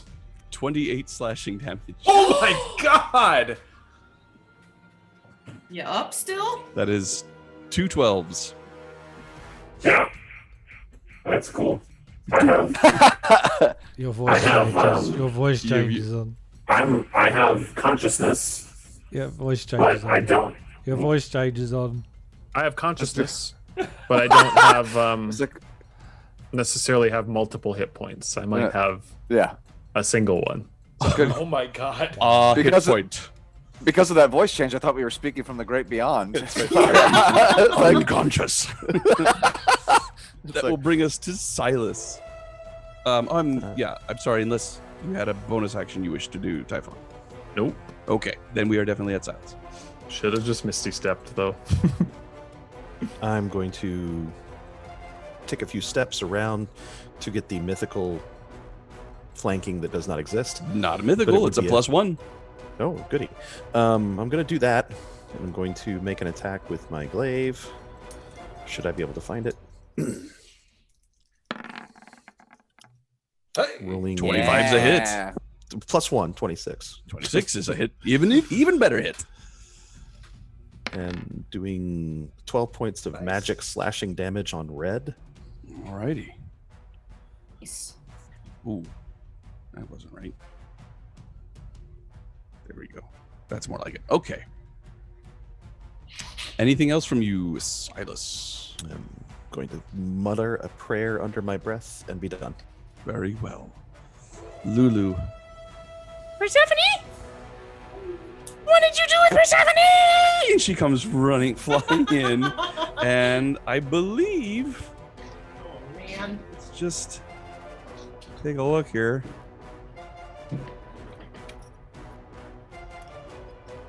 Which one do I want? I want this one. Don't kill me with radiant damage. You're behind. Yeah, that would be terrible. Friendly fire. She comes to Super there. friendly. Super, yeah. Yeah. She's able to get all of them. And you hear ringing in the deep.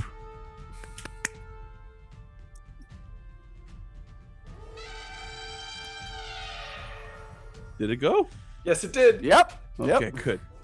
And a sparkle comes flying out of her trunk and descends upon all of these creatures and Falkrunn. Falkrunn, it does nothing to you.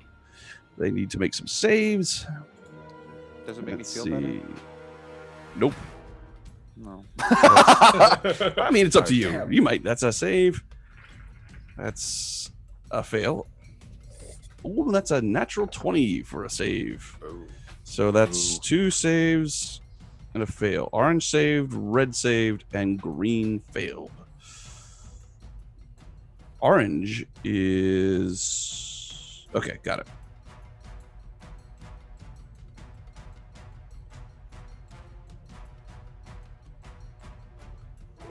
One moment, dears.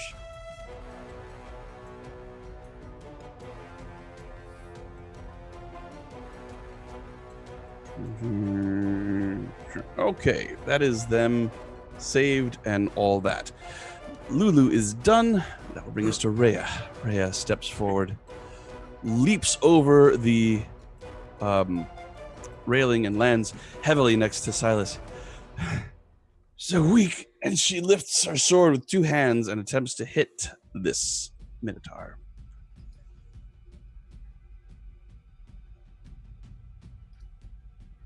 And with the negative because of her missing strength, that's a miss. Is she flanking? It's a large creature. A large There's an creature, argument yeah, there. I would say that she is flanking, but she still misses, unfortunately. She makes another attack with an 8. That definitely misses. So that is her done. The okays, Silas, what was that for you? Okies? Oh, he was responding to Persephone. Oh, got it. Got it. To Falkrunn. All right, I'm gonna one more time. I'm gonna go ahead and cast Spirit Guardians and throw that bubble right back up. Nice. I anticipated that was happening. Yeah, I thought you might. So there it is. Once again, the spiritual gardens begin to fly around, knocking into the creatures as they are beginning to take quite a beating from this magic. Anything else, Falkrunn? No, unfortunately, that's all the ouchies I can do today. Very good. Jax, it is your turn. Now, did they see me on a 12 stealth? Yes. Oh. Okay. I will try to bonus action stealth. Oh my fucking god. Oh no! No, that's crazy. That's crazy. Holy Okay. crap. Okay. Jax, do you have inspiration? Can someone please give this Too late. poor goblin inspiration? Not going to help him. 4 ones in a row on stealth. Seriously? Well, anyway, he steps around a corner. The dice tell a story, Jax. Oh no. And What I are the will likelihood? shoot it I will calculate that for you. for a 22. 22 is a hit. This I'm is shooting a on red, ring. orange, or green? On On green? Red, All right, 22 is a hit. for 20 damage. 20 damage. That bolt strikes it right in the eye, and it roars in pain. Looks like he has taken a significant amount of damage. Anything else from you, Jax? Step back. Very good. That's me. All three of the Minotaurs need to make saving throws. Mm-hmm. Green rolls a 12. Fail. All right. Orange rolls an 11. Fail. And what is the bottom one? Red. Red rolls an 8. All three Fail. fail. All right, so that's The 16 green radiant. green falls underneath the numerous these hammers just beat it into the water. One of its horns cracks off, and the final one right in its face, and its jaw it falls dead. Yeah, it's like a 16, Phil you say? Collins concert. Yeah, 16. All radiant too. All radiant. All radiant. Well, all radiant. All radiant then. All Just right. trying to light up your life. God damage.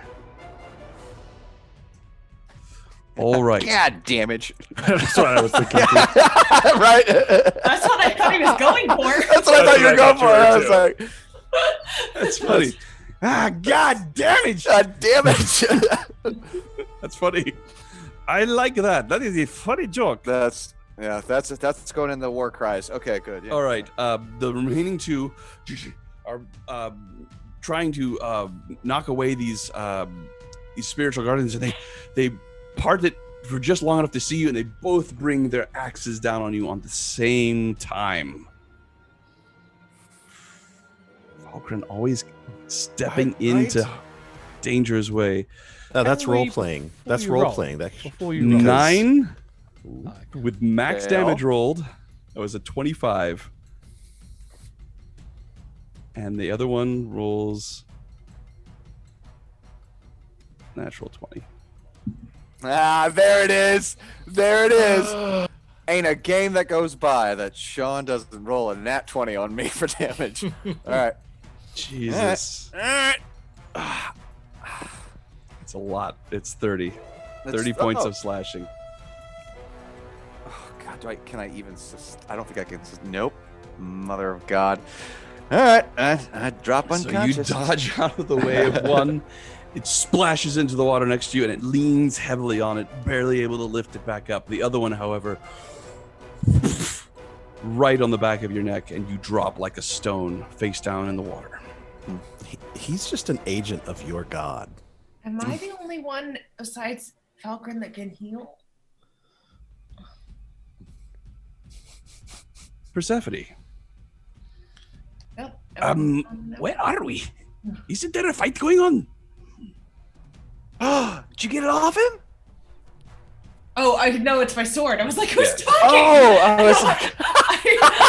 Come on, That's Ryan. You what of happened. all Super. people should have not missed that opportunity. Ah. And I'll that's be honest, exactly what happens. The sword talks, and I'm like, who's here? What happened? And then I'm like, It's oh, me. It's me. It's me. It's me. I do you mean, have any idea how to get this off of him? Of course not. Me neither.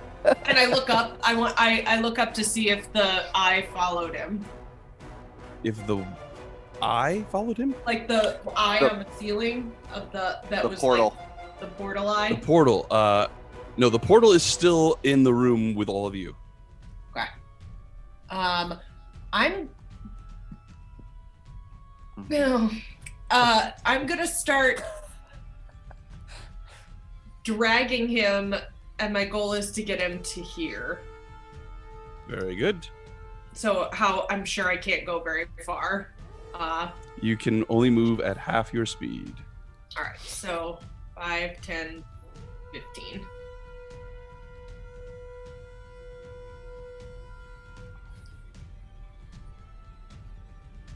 Alrighty. Anything else from you, Persephone? I kind of give a not too loud, but with a faintest hope that she'll hear me, I call out for Lulu.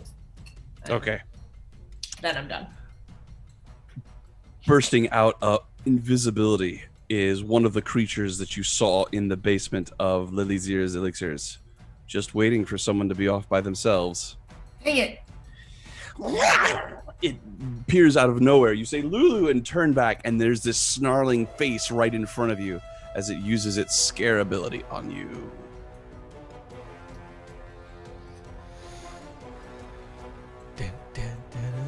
So I need a wisdom saving throw, please.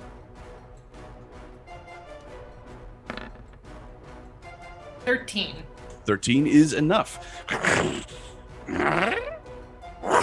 And that is all that it can do. So I go, what? Exactly.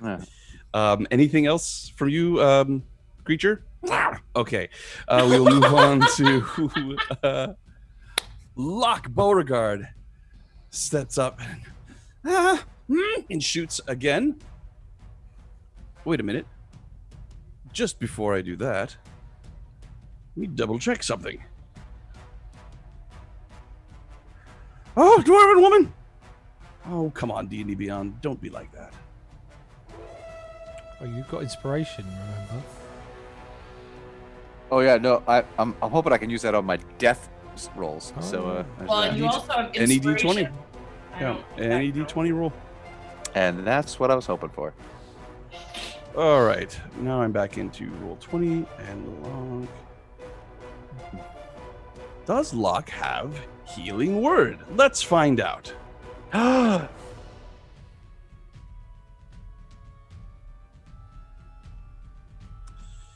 He does not.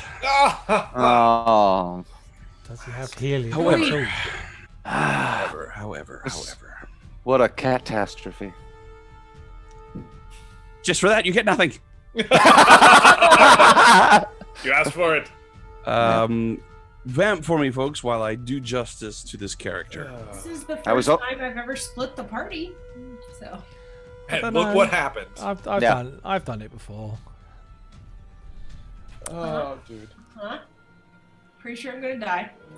Against What? what? No. Molly? Oh, You it's just got a, this. You just sure? a little you're, thing. I was You too sure afraid- you're gonna die? I You was- sure you're gonna die? Yeah, you sure about that? I wanted to take him straight there, but then I was afraid if the portal followed me, Oh, and you guys wouldn't be able to get to me. So now No, at no. least I know the portal doesn't follow him. I have received instructions. that everyone gets to level Falkrunn up? sees Locke sees Falkrunn fall, and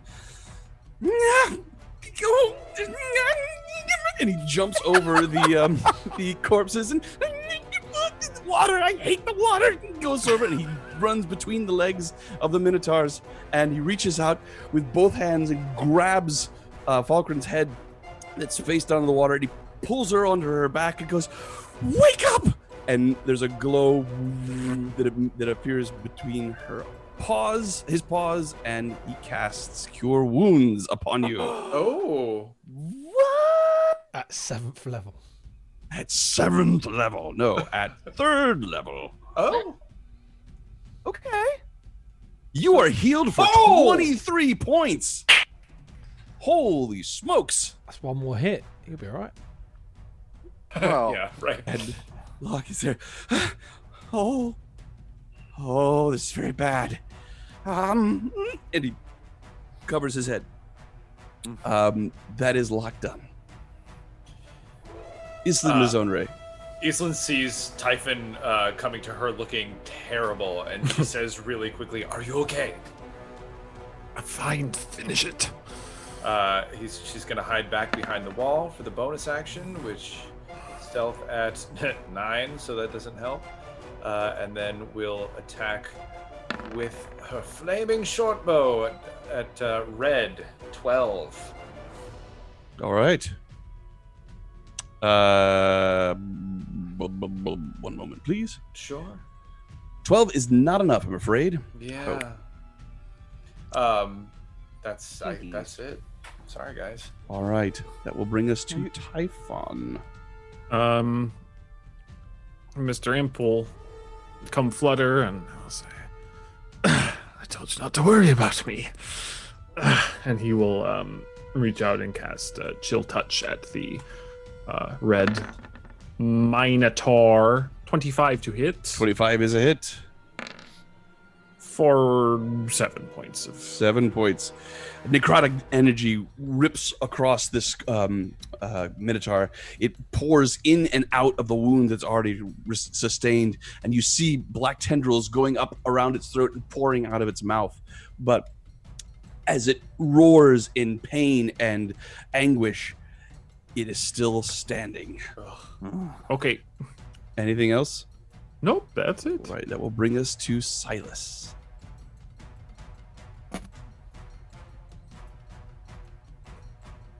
Come on, Silas. So first I'm going to attack red. I don't have any advantage or anything like that. You get a +1 to your attack. Okay, but I don't have any inspiration to apply. So I'll do that attack for a 16 to hit 16 with a +1. is a hit. Okay, doing 8 points of magic damage. This creature's death is yours to describe. As a setup, with a strange gleam that the party has seen once before recently. Mm-hmm. Silas starts moving somewhat more mechanically, maneuvering himself, immediately striking with an upthrust of the glaive, right carving the skull right between the horns. Then, moving 5 over its body, 10, 15 to beside Locke, and using action surge. Very good. To go for another strike. This is again with the glaive. With a 14, however, that strange look comes over, making it a 15 to hit. 15 is a hit. And with Is that that 1 point of damage? no. It is 11 magic Ah. against The death of orange. this creature is yours to describe. Following through with the blow, Silas! Yes, Silas. going up top for the first, following through, spinning around and gutting it, not cutting it in half, but opening it up, and then turning around and finally, with a bonus action, looking at Typhon and saying, "You're not going to let me outdo you, are you, snake?" But somehow, that heals Typhon Very for 10 points. Cool. So as Falkrunn falls and Locke rushes into the water to heal her, Silas and the dark energy of Typhon's spell comes cascading over Silas's target. He spins his glaive and almost seems to walk on the water as he quickly just moves through the battle. And before you are even aware of it, the skull of the first Minotaur has been cloven in half, both horns kind of hanging down off the neck as it falls to its knees and sinks into the water. And the orange Minotaur is just gutted from stem to stern, and his guts pour out into the water over Locke and Falkrunn, who are just like, "Ah, disgusting." Ah. And that is the end of combat for Oh, you all. it's Well, exactly. There's something else going on, isn't there? Yes. Typhon will look back at Silas and say, "Now that's what I've been waiting for," with a big, big toothy grin. Lulu. Persephone? She looks around and then, God, what is it again? Pinky. No, it's Glittering? 120-foot fly speed. Skyan? She blasts past you all and it comes into Persephone and spins around her several times. Wow. Did I count that right? Yeah. Close enough. You had some leftover. I mean, so yeah. I mean, you still had like 20 feet left over. She so- dashed. Are you She okay? dashed. Are you So okay? 240. Are you all right? Demon! And she gores it. Lulu. I told her not to do that. She just spins around you. She spins around you a couple times, and as she realizes that there's a target, she comes around in another orbit and just and she has her tusks out and she attacks it. No, she missed, unfortunately. She overshot. So that is the end of Lulu's turn. Rhea. Disgusting. What now? And that is her turn. Falkrunn, you are prone. I stand up. Sean, is the portal still active? It is. You see tendrils of light and energy cascading over it, causing sparks to come out. It looks still active, but not quite as solid as it was when the creatures emerged. We have to try to shut this down. And then, is there like, so before with the teleportation circle, there was obviously like a delineation of like where the portal is currently. Like, is there anything that like on the wall there that like I would know to attack? So you're sitting there in the water. Make a Perception check. perception check. Let's do it. All right, so I'm gonna try to perceive what the hell I should. 16? 16, you see tendrils of energy shooting out from this and going down the hallway and then turning the corner. Other than that, you do not see any way to turn this off. Yeah. We could be in trouble. That's my turn. Jax. I will sneak through here. I'll have a look through the secret door. Very good. Reveal your secrets. Oh no. I'm only looking. I know, right? What are you doing, Jax? You see a corridor. I was just Split the party two ways. No, no, Split no, the I party was just two looking. ways. Yeah. Aislinn okay. sees you doing this and grabs you by the back of your shirt. I was just looking. Stay where you are. Oh, that's Rhimb's voice. So that's Stay what where you see. The door did not. The door was interactive. Was already open. So That's you, what I mean, I know you it still was haven't open. actually. Yeah. Yeah. No, I literally just wanted to peer behind and make sure we weren't being followed. Yep. I will head into the room with everyone else and see how, and investigate, see if I can find something to turn this portal off. Very good. Make an investigation check. 23. Nice. 23.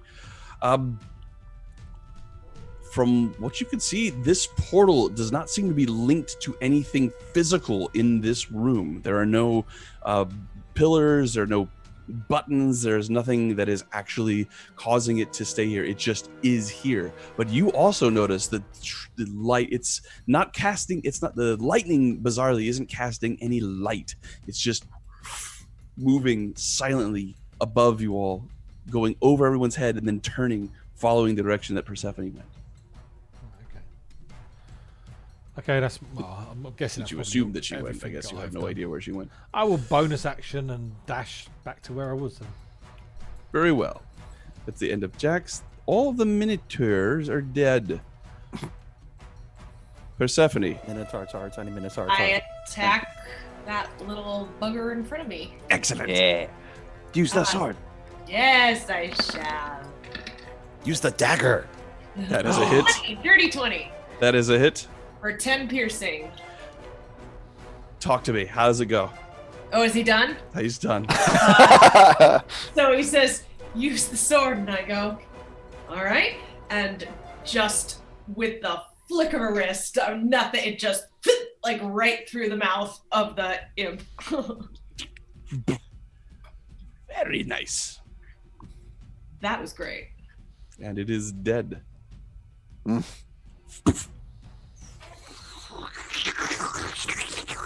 That dissolves into a small puddle of black bile. That is the end of combat. You all stand panting.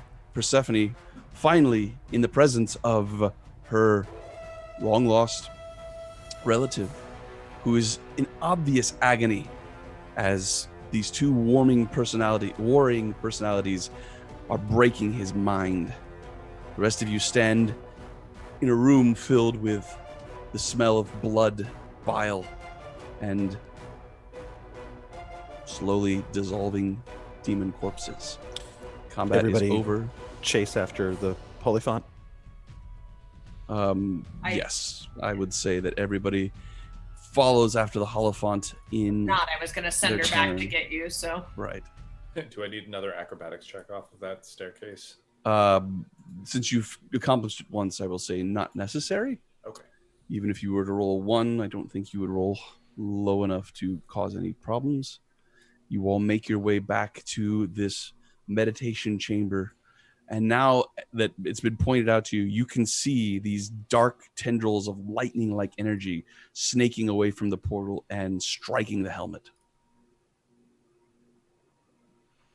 what if we got him back to the statue where the helmet goes?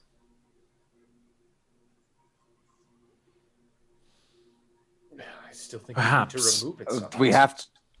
It's. I think. So Sean, can I do an insight check? Because like the tendrils of light, like trying to figure out some this helmet's connected to that portal. Like I I think just. opening it. All right, make a Arcana or Religion check. Those of you who are skilled. Religion. I'm gonna. Okay. I was gonna do religion. What is? Well, yeah. What was the bardic inspiration die? Is it a D? It's a D6. D6. Okay. You have been blessed by Jeff, patron of biscuits. Locke can provide help on either of those Ooh. actions as he comes stepping gingerly out. And he stops at the top of the steps and jumps and leaps with feline grace at the bottom, moving through the. I've just been informed it's not a D6; it's a D8.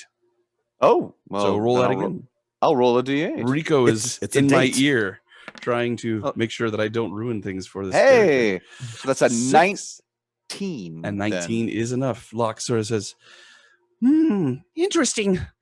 I think he might be possessed. And that bit of information is all you need to realize that, yes, there is some sort of demonic presence that is speaking to Uldar Ravengard through this helmet.